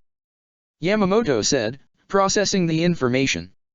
A Soul Reaper that seemed on friendly terms with Arankar and that same Soul Reaper having centuries of survival and combat training under his belt. Surprise additions, but not sure how useful at this point in time. Did Kurosaki have anything else to add? Just that I should resign and become a teacher, and to give you this. Kano said, offering up the letter Ichigo gave him earlier. Genri Yusai took the paper and sure enough, it was Ichigo's handwork. All those calligraphy lessons ensured the man would memorize his particular writing. It said the same thing that Ashido said and the reasons why he should teach a survival and hollow combat course, but also that the Arrancar Yin and Yang offer more credibility to Plan 16. If I may ask sir, what is this Plan 16? A squad within Hueco Mundo itself, Yamamoto responded writing down orders on a new sheet of paper, one made up of Arrancar. The trio gasped in surprise as Yama gave Ashido the paper. Urahara proved the possibility of non-Shinigami being capable of purifying souls like Soul Reapers with a few Quincy, so there may be a possibility with Arrancar since they are supposed to be similar to Shinigami. To really test this, however, we needed test subjects. Something we've been unable to gather because we needed to focus on the war with Aizen. But with Ichigo in Hueco Mundo, and if Hollows truly respect and obey power, then I imagine we'll have plenty of volunteers for the future squad. Now go, I have more pressing matters to attend to. He ordered, making the trio move as they went to find a guide to the SRDI, where Urahara was now waiting for them. With Ichigo's group. Well, I can't say that I'm too surprised. Uriah said as the group came upon a room with 5 separate paths. Just really annoyed. 5 paths and 9 of us, Basby pointed out as the group scanned the doors. If we had one more that would make this much simpler. We could just form pairs and go on from there. I'll be the one to go alone. Rukia said, already picking out her door. No offense, but I'm still not ready to trust any member of the Vandenreich. She sent a small glare at her supposed allies, who had to concede that she made a smart choice on that. I'm heading forward alone as well. Ichigo declared, killing any protests before they began when his Ryotsu took visible form around him. I'm not stopping or slowing. Understandable. Uriah conceded. Basby, you're with me? The Heat shrugged as he went to Uriah's side. Sure you're alright with the enemy? He asked, almost curious on the other Quincy's stance. The moment you turn on us, I'll kill you. The teen responded with no hesitation. That simple. I guess that leaves the 4 of us ladies and the big guy over there. Bambietta said, pointing to Chad. The same Chad that was already at his door and waiting for the signal to go. And he doesn't want to pair up either. That's okay, Orium said with a smile, we'll be a group of 4. The female Sternritters joined the martial artist and the exorcist at their path. So which one takes us out if we turn on you? Candace asked, positive that the two didn't stand a chance. Tatsuki cracked her knuckles and gave a scowl that would impress Ichigo. Guess. She said as the team got ready to charge forward. But not before Ichigo gave one last reminder of their goals. Fight to win. They get one chance to live and if they reject the offer, then they die. He dispelled his Ryotsu as the silent signal that prompted everyone to run forward, ready to face the challenges of Las Noches. With Ichigo. The hybrid charged down his chosen path, neglecting to use any of his speed techniques out of concern he may go past some random door that would lead him to either Aizen or his sisters. As he ran, he became aware of the Arrancar that was following him from above. Not as strong as Grimjo when they first fought but still strong for an Arrancar. He stopped running to let the Arrancar speak his piece and said Arrancar did come down, after tripping and falling in front of him. Would you like a do-over? Ichigo asked, not quite fazed after dealing with the colorful characters in his life. The Arrancar rose up, covered in dust and pointed at Ichigo through the smoke. There's no need. He said with a thick Spanish accent. I am Desh. He then started coughing after inhaling some of the dust cloud. After he finished posing and coughing, he was finally revealed. Black hair with stylized horns with a mask headband with similar horns, a Van Dyke-style mustache and goatee. His outfit was the standard white but he had shoulder pads in his shirt with fringes on his sleeves and a red sash on his waist. I am Dordoni Alessandro del Sacaccio, Arrancar 103, and I will defeat you Ichigo Kurosaki. He declared, gaining no reaction from the hybrid. What's with the number? Ichigo asked, knowing better than to judge by appearances. All we have on the Arrancar is that the Espada are ranked by power and the rest are in the order that they were created. I honestly doubt that there are over 100 successful Arrancar in Hueco Mundo. All of which is true Nino. Dordoni admitted, continuing with the extravagant movements. However, those of 3 digits are known as the Privaran Espada. Having lost our place among the current Espada, we are under them in strength. He said, finally settling into a combat stance similar to Savat. Though, I must admit that I am defying orders right now, challenging you, Ichigo. The hybrid raised an eyebrow as the Arrancar continued. Lord Aizen made it clear that only those of rank 5 and on of the current Espada are to fight you. So you're challenging me in hopes of proving yourself and taking back your place among the Espada. Ichigo guessed, not even going for Zanjutsu. I hope you understand why I won't be using my full power in this. If Aizen is concerned about you, you must indeed be incredibly powerful. Dordoni returned, already behind Ichigo with a kick ready. That kick was stopped when Ichigo caught his ankle and slammed him into the ground before throwing him further down the corridor. Dordoni tumbled for a bit before getting back on his feet, with Ichigo right in front of him. The Arrancar jumped back and got back into his stance. Not going to release your resurrection? Ichigo asked before dashing forward too fast for Dordoni to retaliate and punched him through the wall and into another room. I understand. Proving your strength or gaining more strength by fighting with a handicap is something I've done often. But if you are only doing this fight to take back your place as an Espada, then go all out and prove to me you are worthy of that rank. Dordoni forced himself to his feet and glared at the hybrid. After I kill Aizen, I'm going to need my own court of Espada. Ichigo said, surprising the former Espada. What do you mean, Nino? Dordoni asked, completely shocked. When Aizen is dead at my feet, I will claim the throne of Las Noches. Ichigo clarified. After doing so I will need my own court of Espada. Even now, Soul Society is experimenting with the possibility of creating a squad comprised of Arrancar. Their duties would be to monitor Minos Grande and hunt down any extremely dangerous hollows that flee to Hueco Mundo. As he spoke, Dordoni was filled with a mix of disgust but also curiosity. If he took that deal, he'd be at the top again, but was he willing to whore himself in such a manner? Was the kid someone he'd follow? Know this, Dordoni, I've been taking this fight seriously from the beginning. Ichigo said, earning a look from the Arrancar. Just because you haven't seen me release my Shikai, doesn't mean I'm holding back. I've been on guard since the moment I entered Las Noches. So show me your power and prove to me you are worthy. Don't underestimate me, Nino. Dordoni said, resting his hand on his sword hilt. Show me why you should be my king. Whirl, Giralda.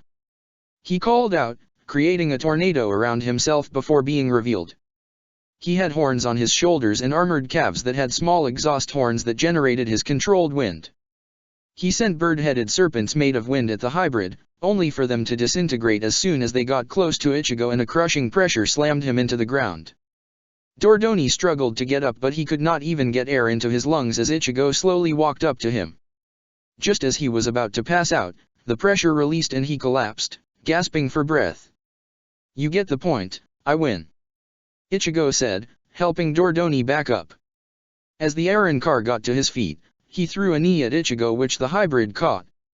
If you want to convince me that kindness toward my enemy should be cast aside, I only consider Aizen my enemy here. Ichigo opened a garganta. Now, do you take my deal or no?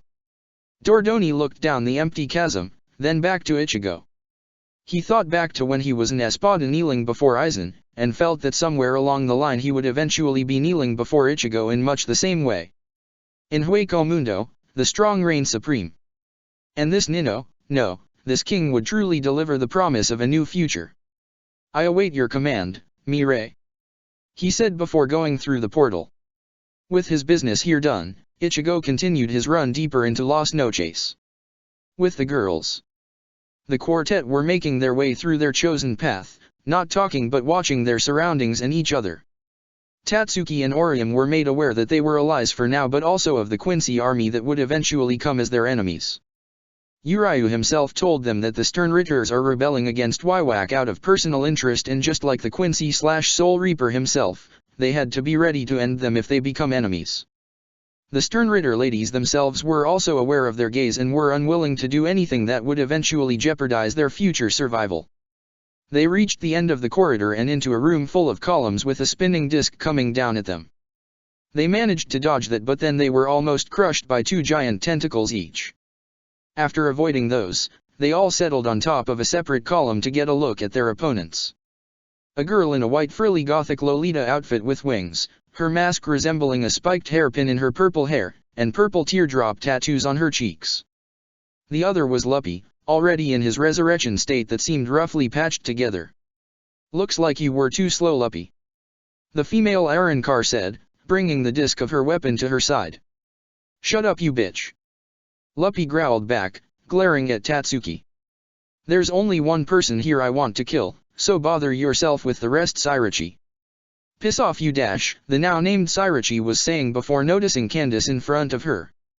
"You got dirt on me, you bitch." The thunder growled before unleashing several million volts of electricity into the Arrancar, filling the room with unearthly screams of agony. Luppy himself was shocked by the sudden attack on his ally. "You should really pay attention to your own fight," he heard Bambietta say as balls of Reishi sank into his clothes and resurrection limbs. "It could be over in a flash," she quipped before a tentacle began popping like firecrackers. His screams of agony almost drowned out Bambietta as she continued. "Or one could enjoy the fireworks show," she said as another tentacle blew up in a set of larger explosions. The Arrancar lost his footing and fell to the ground, another explosion on his back stopping him from slamming into the ground from the fall and causing more damage. Bambietta had to choke down the sadistic pleasure she was deriving from this. Despite knowing this was their enemy, she still wanted to be a better person. She decided to finish it with one last explosion that engulfed him and barely left him conscious. "I'm done here. What about you, Candy?"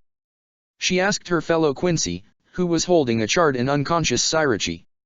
"I've been done," the Thunder said, dropping by the explode while Orium and Tatsuki joined them. "She's still alive, I think. Candy hates it when her look is damaged in the slightest," Bambietta explained, setting the Arrancar next to each other, Orium covering them in her healing field.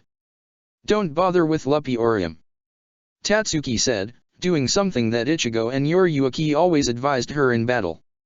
"Trust her instincts. I've got a bad feeling that he'll just try to stab us in the back." "How does that power work anyway?"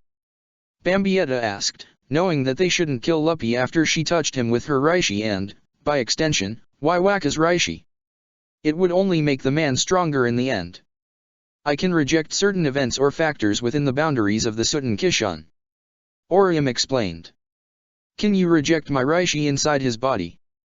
Orium looked at the Quincy and considered it while listening to Shuno and Ayam explain the possibility.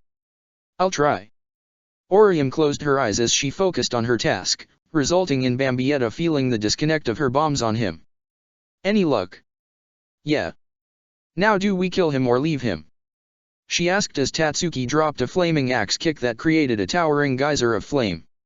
It apparently woke Luppy, if the hellish screams were any indication, as his body was quickly burnt away into ash, moments before Sairachi herself woke up. "What's going on?" she asked, slowly getting more startled and pissed. "What's happening?" She sat up and was met with a blade to her face. "Here's the abridged version," Bambi said, keeping the blade pointed at the Arrancar's neck. "We spared you to give you this one-time offer. Join us or die. Ichigo will become the future king of Hueco Mundo and he'll need a new court of Espada. This is your one chance." She shot a ball at Sairachi's chest that sank into her but was shortly dispelled by Orium's barrier. "If you say yes, that is incentive to make sure you behave. Otherwise." She shot another ball at another pillar, causing it to explode magnificently and getting the point across to the Arrancar. "Well." Sairachi glared at her captors, not seeing a way out. "Fine, I'll join," she growled out reluctantly. As Orium continued to heal the Arrancar, Candice noticed that Tatsuki was away from the group. She went to the tomboy's side and saw the puddle of sick that Tatsuki made, just as she released another stream of vomit. "Don't ever let it get easy," Candice said, patting the martial artist's back. "When that happens, you stop being a person. You don't recognize the thing you see in the mirror. It's something else, something you'll never forgive yourself for being." Tatsuki let out a few final coughs as her stomach settled. I'll keep that in mind. Tatsuki said as the group got together, Sairachi now joining with them. Let's go. She said as they continued their charge. With Chad. Chad made his way deeper into Las Noches until he came upon a dimly lit room, the only source of light coming from a series of evenly spaced square holes in the ground giving off a faint blue light. Standing on the other side of the room was an Aaron Carr with a large orange afro in a form-fitting white outfit that exposed his chest down to his navel with large frills on the collar and thighs with his mask fragment resting on his forehead like sunglasses with a star in the middle. Chad stopped running and stood across from the Aaron Carr. Yasutara Sato, 4th seed of Squad 15. The Fullbringer said to the Aaron Carr. He nodded and got into a fighting stance which Chad soon did as well.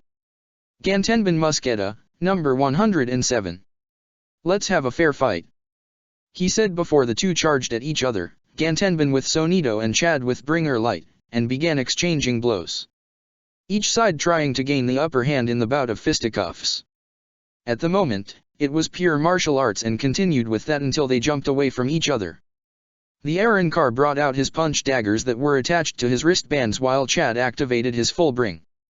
They charged at each other once more and threw the first serious punch, resulting in Chad's energy blast blowing the Aaron Carr through the wall and into the next room.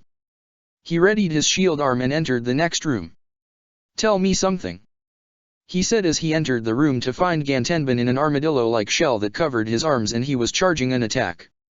Chad brought his shield in front of him as the blast hit him, digging his feet into the ground to avoid being completely blasted away. During that blast, he gauged the strength of the attack and threw it aside. The look of shock on Gantenbin's face was enough to give him a window to speak. My friend, Ichigo Kurosaki, is going to conquer Las Noches. When he does, he'll be needing a new court of Espada. He offered, surprising Gantenbin. Once that wore off, he pondered the offer. On one condition, Yasutara Sato. The Aaron Carr said, making his decision. I will fire my strongest attack at you. If you manage to block it, then I'll side with you. I'm not without honor and I only want to fight on the same level as my opponents, and I feel you've been holding back. I'll take that bet, but I must correct you. Chad said, bracing himself for the attack. My power, Fullbring, is a constantly evolving power. If there is another level to it, we have yet to truly awaken it. So I constantly give every fight my all until I do awaken that next level. He then gestured Gantenbin to make his attack, to which the Aaron Carr nodded. He brought his Dragon Maw fists together and began to charge his attack, pouring almost all of his energy into it. Ruger del Dragon. He roared before firing, the energy taking the form of a Chinese dragon. The energy slammed into Chad, pushing him back by an inch, as he readied his left arm. Once his left arm was charged, he reached out and grabbed onto the blast before crushing it in his hand. Gantenbin was gasping for breath. Chad stood strong as he walked over to the Aaron Carr. My loyalty to the next king of Hueco Mundo. He said as he knelt before the man. Chad held his own hand out for the Aaron Carr, who took it and stood back up on shaky feet. Sato then stopped, sensing someone coming from behind, before blowing a hole through the wall and dashing through it with Gantenbin struggling to follow. This guy is much stronger. He thought, referring to the Aaron Carr that was currently following him. With Rukia. Rukia activated her Shikai as soon as the group separated, choosing to be proactive rather than reactive in the case that she comes across an enemy. Soon she found herself in what appeared to be outside of the giant fortress, with a sunlight-bright sky with clouds and a spanning town beneath her. Did Aizen create his own sky within Las Noches? Rukia wondered, going the only direction left to her, forward on the narrow walkway. She heard someone appear behind her and speak in a high-pitched, childish voice. Would you like me to explain it to you? She turned her head to nothing before continuing down her path. Where a figure in white appeared. Come with me. It said in a dark, heavy tone, completely unlike the earlier voice. Preparing herself for battle, Rukia followed the being into the building that her path led her toward. Once inside, she was trapped in darkness before a dim lighting came up to offer some visual in the room. A greenish-blue was the predominant color with the walls being cylinders stacked side to side. Good, I can finally relax now. She heard it speak, turning to finally see the figure for herself standing on the level above her. Sorry, but I simply cannot stand the sunlight out there. It does not reach inside the palace. It wore a dress that covered its entire body, with a noble's jacket that had a large frilly collar. The most defining feature of the Aaron car would have to be its head, a symmetrical cylinder with 4 holes on each side. Allow me to take off my mask and greet you properly. It said in that childish tone again as a hand rose to the bottom of its mask. That's when its tone changed again, this time to something all too familiar to her. My name is Aaron, he said, revealing a face very much like Ichigo's but with black hair. The face of her former mentor. Kyan Shiba. Aaron Arururi, Aaron car number 101. He just gazed down at Rukia while the girl tried to process what she was seeing. Is that really you? She asked, telling herself that Kyan couldn't be here, that she killed him long ago. The words of her husband ringing in her head that she had to consider everyone here an enemy, that they would try anything to kill them. And psychological warfare was a specialty of Aizen's. It's good to see you again, Rukia Kukaki. The man said as he dropped down. Rukia took a moment to steel herself and focus, listening to her instincts. Hey, what's with that look on your face? The man demanded.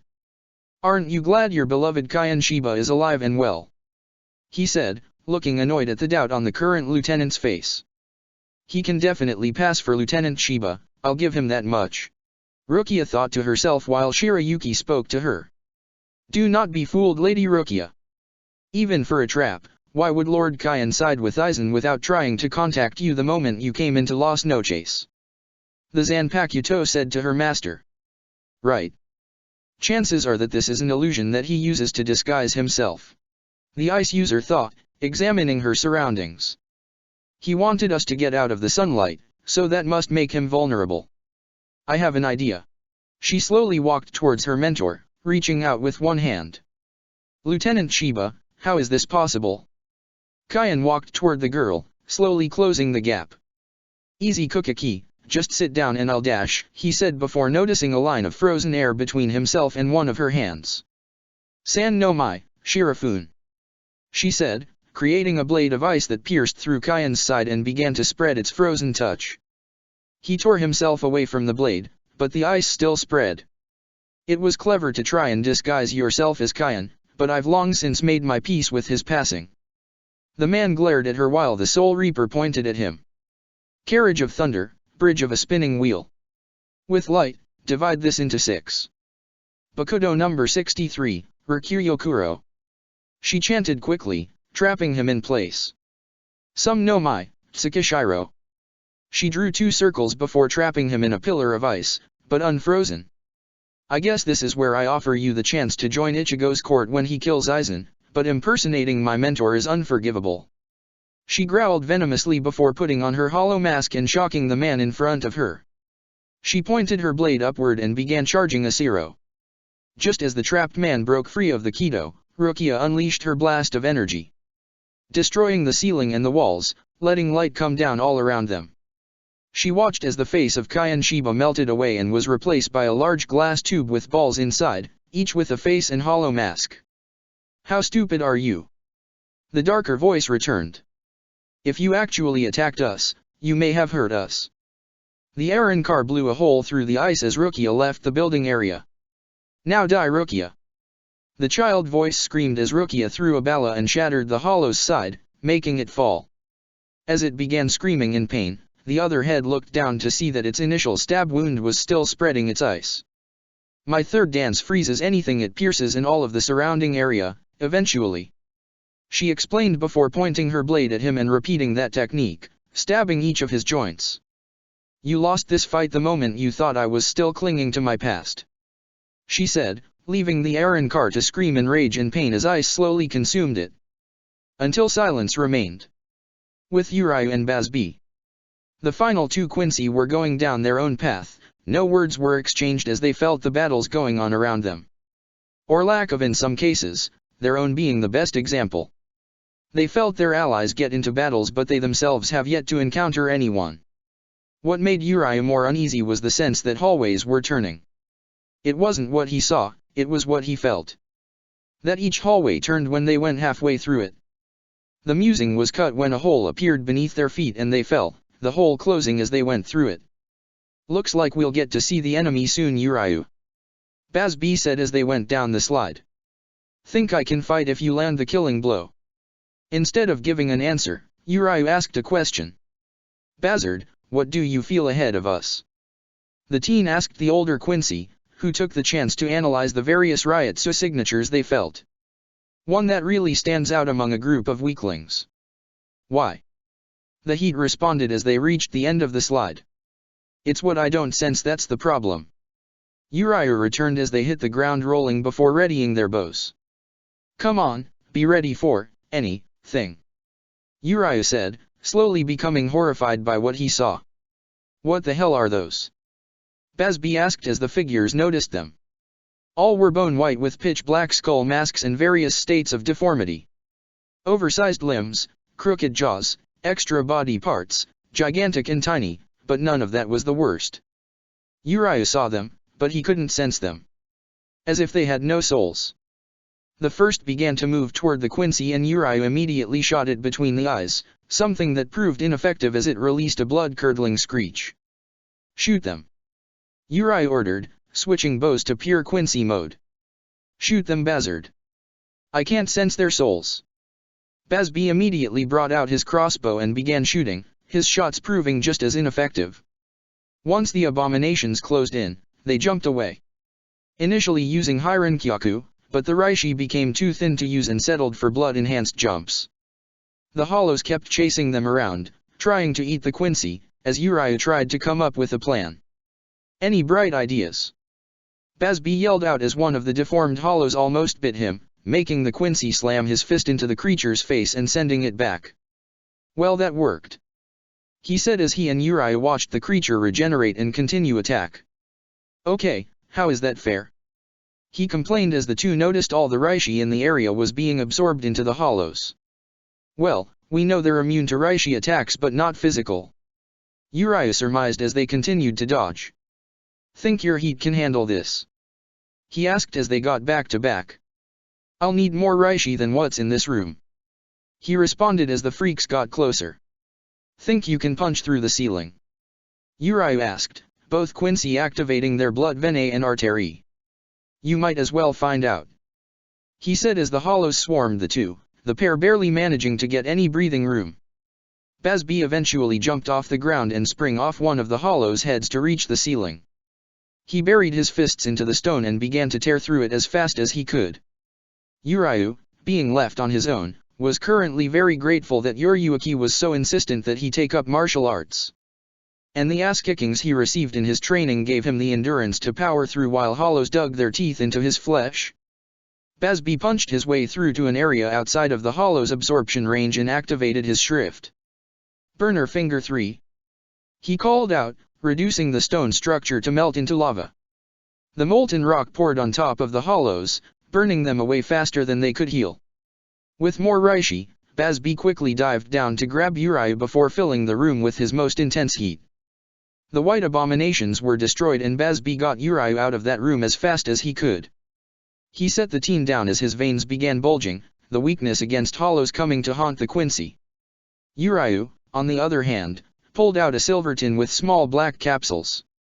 He tapped one, which was absorbed into him, and soon the hollowification faded. Prototype medicine for hollowification that Urahara was working on. Urayu quickly explained. Never thought I'd get that desperate. And most fascinating. They heard someone say. They turned to see a man in glasses with pink hair, dressed like a scientist, walking toward them. Sorry I couldn't entertain you personally, but I wanted to study your and the other Quincy's abilities. Nice to see my suspicions were correct on how to counter your kind though. Who are you and what were those things? Urayu growled, pushing himself back to his feet as Bazb got ready for another fight. The Arankar bowed in an over-the-top gesture. I am the 9th Espada, Sailaporo Grands. He answered, before looking them in the eye. And what you were fighting were Lord Aizen's failures. Failures? Bazard asked, wondering how such pains were only failures. Yes, Ichigo Kurosaka does warrant a good amount of concern. The Espada continued. Enough that Lord Aizen would like to have something ready to kill him. That left a bad feeling in the Quincy, as Sail Aporo gave heavy hints that there was a successful monster ready to devour Ichigo. I feel alright with telling you this, since you won't be leaving here alive. They all dropped into another room, with the Arrancar unsheathing his blade. I have all the data I need to kill you. Chapter 70, Madness Crushed. With Aizen. So, Ichigo plans to take my army for himself. Aizen thought as he watched the progress of his intruders. He can have Hueco Mundo, but only after I take the throne of the Soul King. A little surprising that he has that Haori though. The scans he was able to get on Ichigo's cloak showed that it was far different from the usual captain's Haori. There was a power in it that seemed to resonate. His hand reached to his chest as his scar began to throb, as it had ever since Ichigo came to Hueco Mundo. A part of the traitor wanted to put it out of his mind, but he knew that it would never end. Not until he killed Ichigo himself. In a way he was proud of Ichigo, truly his greatest successful experiment, but he wanted the boy dead. The greatest threat to his ambitions was not the other captains, it was the single hybrid. It looks like Eren Yero's dead and most of the Priv Eren chose to follow our favorite Strawberry. Jin said, watching from the doorway to the monitoring room. What to do now? The former 5th Division captain turned to his right and left hands, to and following along. Aizen calmly took a sip of his tea. Have the top 3 Espada ready to move out. He answered, looking his 2 longest-serving agents. Once Ulquiorra fights, we move out. The 2 nodded and began to go in separate directions. Jin. Aizen called out, gaining the man's attention once again. What are you planning? I recognize that smirk. The fox's smile widened as he opened one of his piercing eyes. Just a quick little trip to remind our dear Ichigo that I know how to hurt him. He said before disappearing with Shunpo. With Urayu and Bazbi. As soon as Sail Aporo said that he had enough data, the room was filled with his fraction, many Arrancar that seemed either incomplete or failed to become humanoid, that began to assault the 2 Quincy. Sail just watched as the 2 struggled against his army, knowing that the Quincy were at a disadvantage in the room they currently occupied. He had a device that could disrupt the Quincy ability to manipulate the ambient Reishi and surrounded them with stone that absorbed the remaining Reishi, negating their main skill of Reishi manipulation. It was only their own reserves that kept the Quincy going, channeling the power through their veins. Bazbi was barely hanging on, not used to fighting in the absence of Reishi. Urayu was faring much better, due to his training with Ichigo and the new Quincy style of drawing Reishi, had plenty of his own and even managed to use a Seal Schneider. He seems to be doing much better than I expected. Sail muttered to himself, not really able to do anything about the Reishi inside a person until he could get in close himself. It's not like I'll run out of fraction. One of his larger servants slammed a fist into Bazard while Urayu slashed one in half, his Seal Schneider, which before to solidify as Urayu got better at controlling it mid-battle. Perhaps I'll fix that anyway. Sip, Forni Karas. He calmly said as Urayu saved Bazbi from another attack. This is quite the embarrassing oversight for the Quincy. The stern Ritter admitted as the 2 stood back to back. To learn we could become so vulnerable so easily. You'd think that someone in the Vandenreich would suggest being able to fight in a place where one couldn't harness Reishi. Urayu panted out. I'm starting to run out of my own. How many more are out there? Irrelevant for you. They heard Sail Aporo say before some weird grey tentacles with a set of big red pouches wrapped around the pair. After the thing undulated for a bit, it spat out the 2 Quincy while the fraction cheered that the battle is over. The 2 looked over to see Sail Aporo, now in a multi-layered skirt with baggy sleeves that had purple extensions while his torso was a segmented grey garment with 4 of the tentacles that attacked them earlier coming out of his back. One of the red extensions on his odd wings began to inflate over his hand before bursting and revealing a small chibi doll of Urayu before repeating and getting one of Bazbi. I'd prefer to play around with you longer, but I don't want to keep patching up my fraction. Too much work. I'll end this now. The 2 Quincy pushed themselves up and Bazard flinched when he felt something poke his head. Are those things voodoo dolls or something? He asked, noticing Sail pressing a thumb against his doll's head. Pretty observant of you. The 9th Espada complimented. Indeed, these dolls are now you. Whatever I do to them, will happen to you," he said before flicking Bazb's head, knocking his own back. "But the real fun is inside," he said before opening up Uriu's doll. "All these colorful little bits, like shells, or marbles, these are your organs and muscles." He held up a few thin needle-like bits. "Observe." He snapped them all in rapid succession, causing blood to spurt out of Uriu's ankles and wrists. "I'd much rather have you more fully intact, but I'll probably be bored of Quincy soon enough. I'd love to dissect that hybrid, but Lord Eisen made it clear he's to be destroyed. I'll have to entertain myself with studying the bait," he said, making the two Quincy flinch. "What do you mean?" Bazb asked while Uriu seemed to go into shock. The Arrancar laughed sadistically as he looked at the stern Ritter. "Obviously I mean those two little girls he had stolen from that Squad 15 captain," he said, looking more and more ecstatic.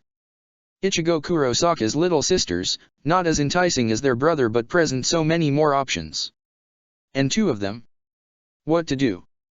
Dissect them, breed more potential hybrids, so many choices to make. I don't even know where to begin."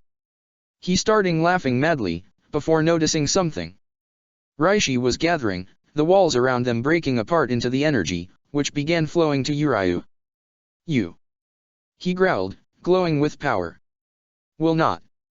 He stood on his feet, Sail Aporos Fraxion disintegrating in much the same manner before the power went to the Quincy.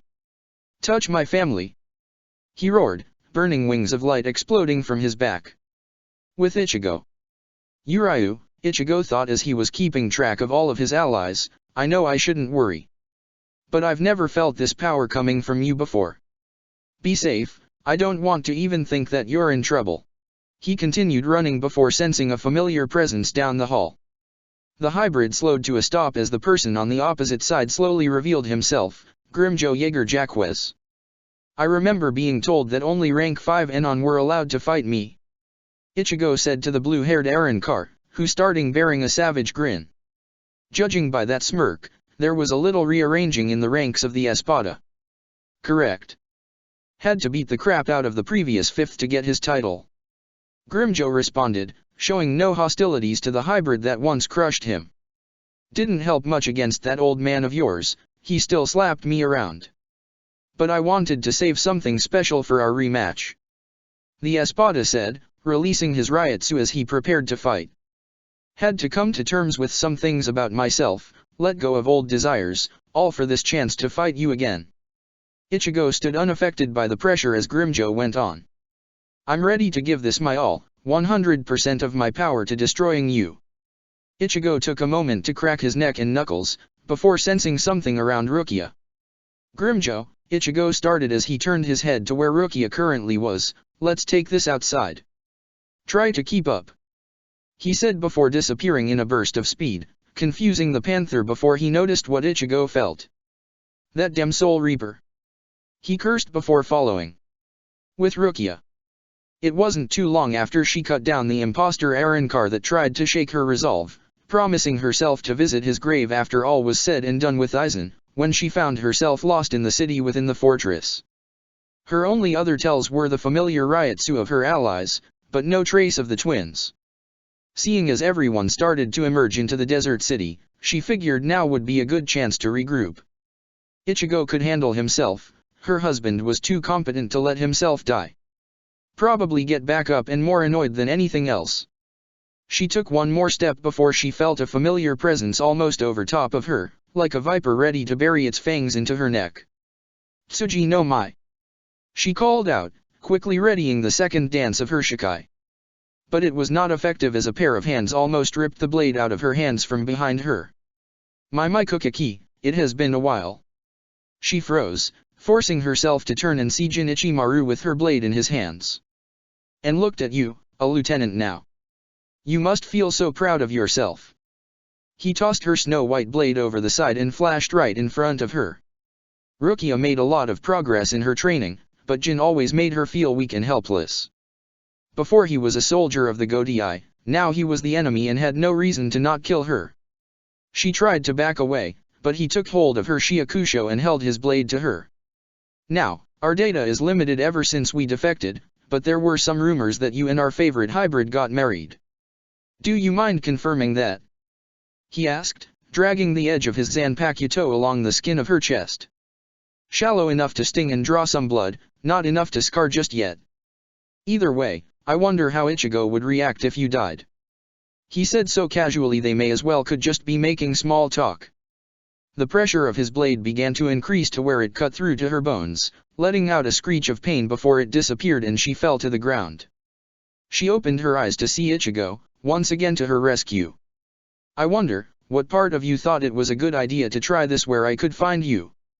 Ichigo asked, looking at the man he just buried into the wall.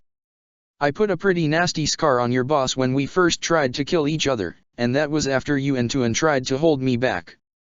Did you think I was just sitting on my ass this whole time? Jin slowly pulled himself back to his feet and rubbed his jaw. Well, I just wanted to serve you a little reminder. Jin said, still holding his blade in his hand. A similar lesson you gave my captain. That you can still be hurt. He said before his blade shot toward Rukia. She was paralyzed, watching the steel coming for her, before it was stopped in Ichigo's crushing grip. I became aware of that when he had my sisters kidnapped. Ichigo growled, glowing with power. Now leave and tell Aizen that when I find him, I'm going to kill him. Jin pulled his blade back and looked deep into Ichigo's eyes. And here I was worried he might be too soft. He thought to himself before brushing off the dust. I'll be sure to do that. Ciao, Bella. He said before disappearing with Shunpo. Did he just try to vocalize a period? Ichigo thought before turning back to Rukia, who was finally able to catch her breath. You alright, Rukia? He asked, kneeling down to the petite Shinigami. I'll be fine, just some scratches on my chest.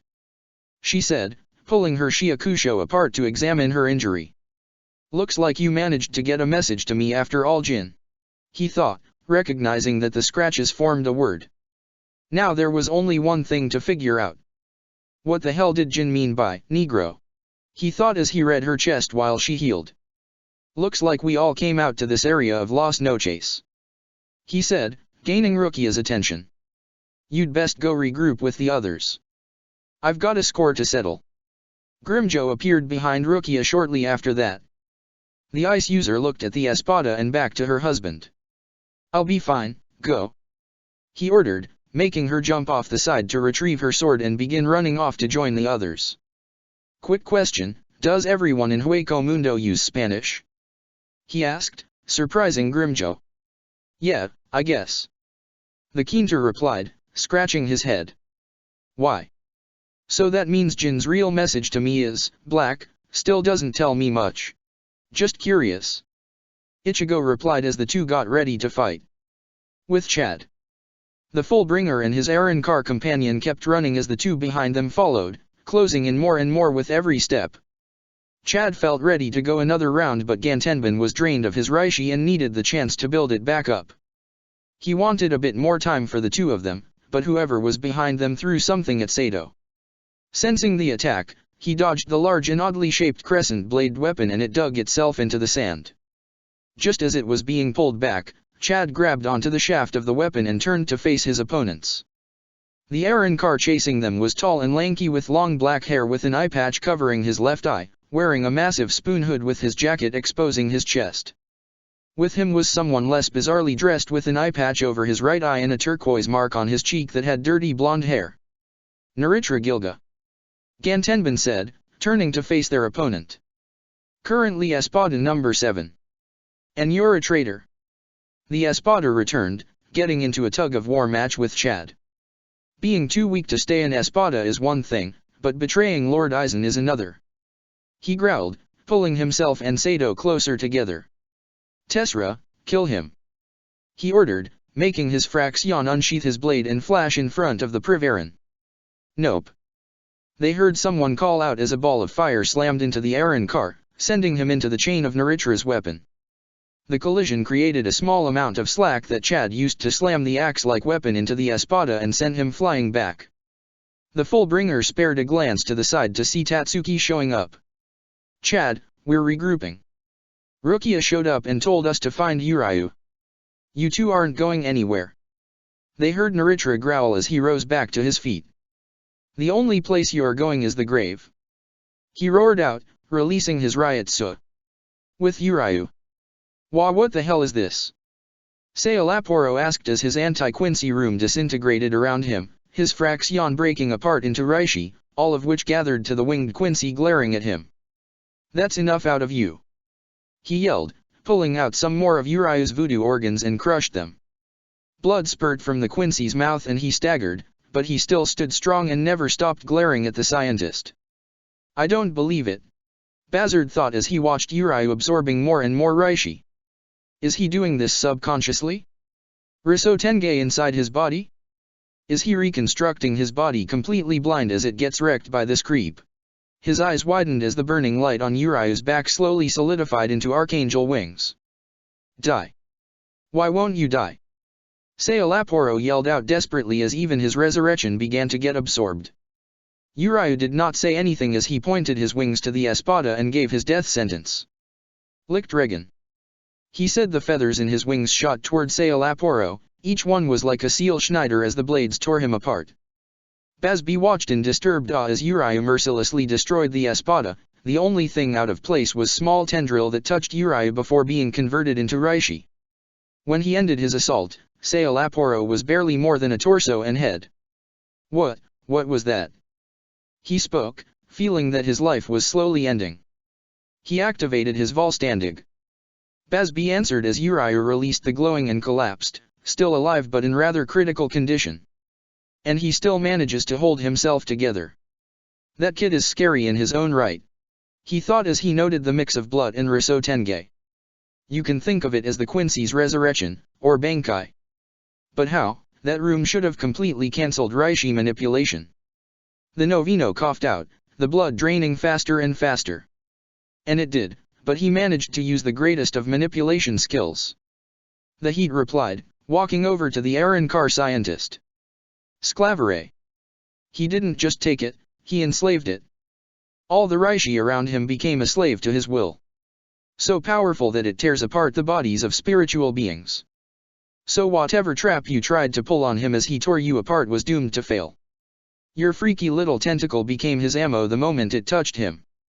The Arankar managed to glare at the Heat and let out a defiant roar as another massive tentacle appeared behind the stern Ritter, disguising the other small one making its way to his leg. The Heat lived up to his shrift as he created a scorching shell around him that reduced the attacks to nothing. And your room is gone, so I'm free to use my abilities. He said as he went back over to Urayu and gently lifted him up.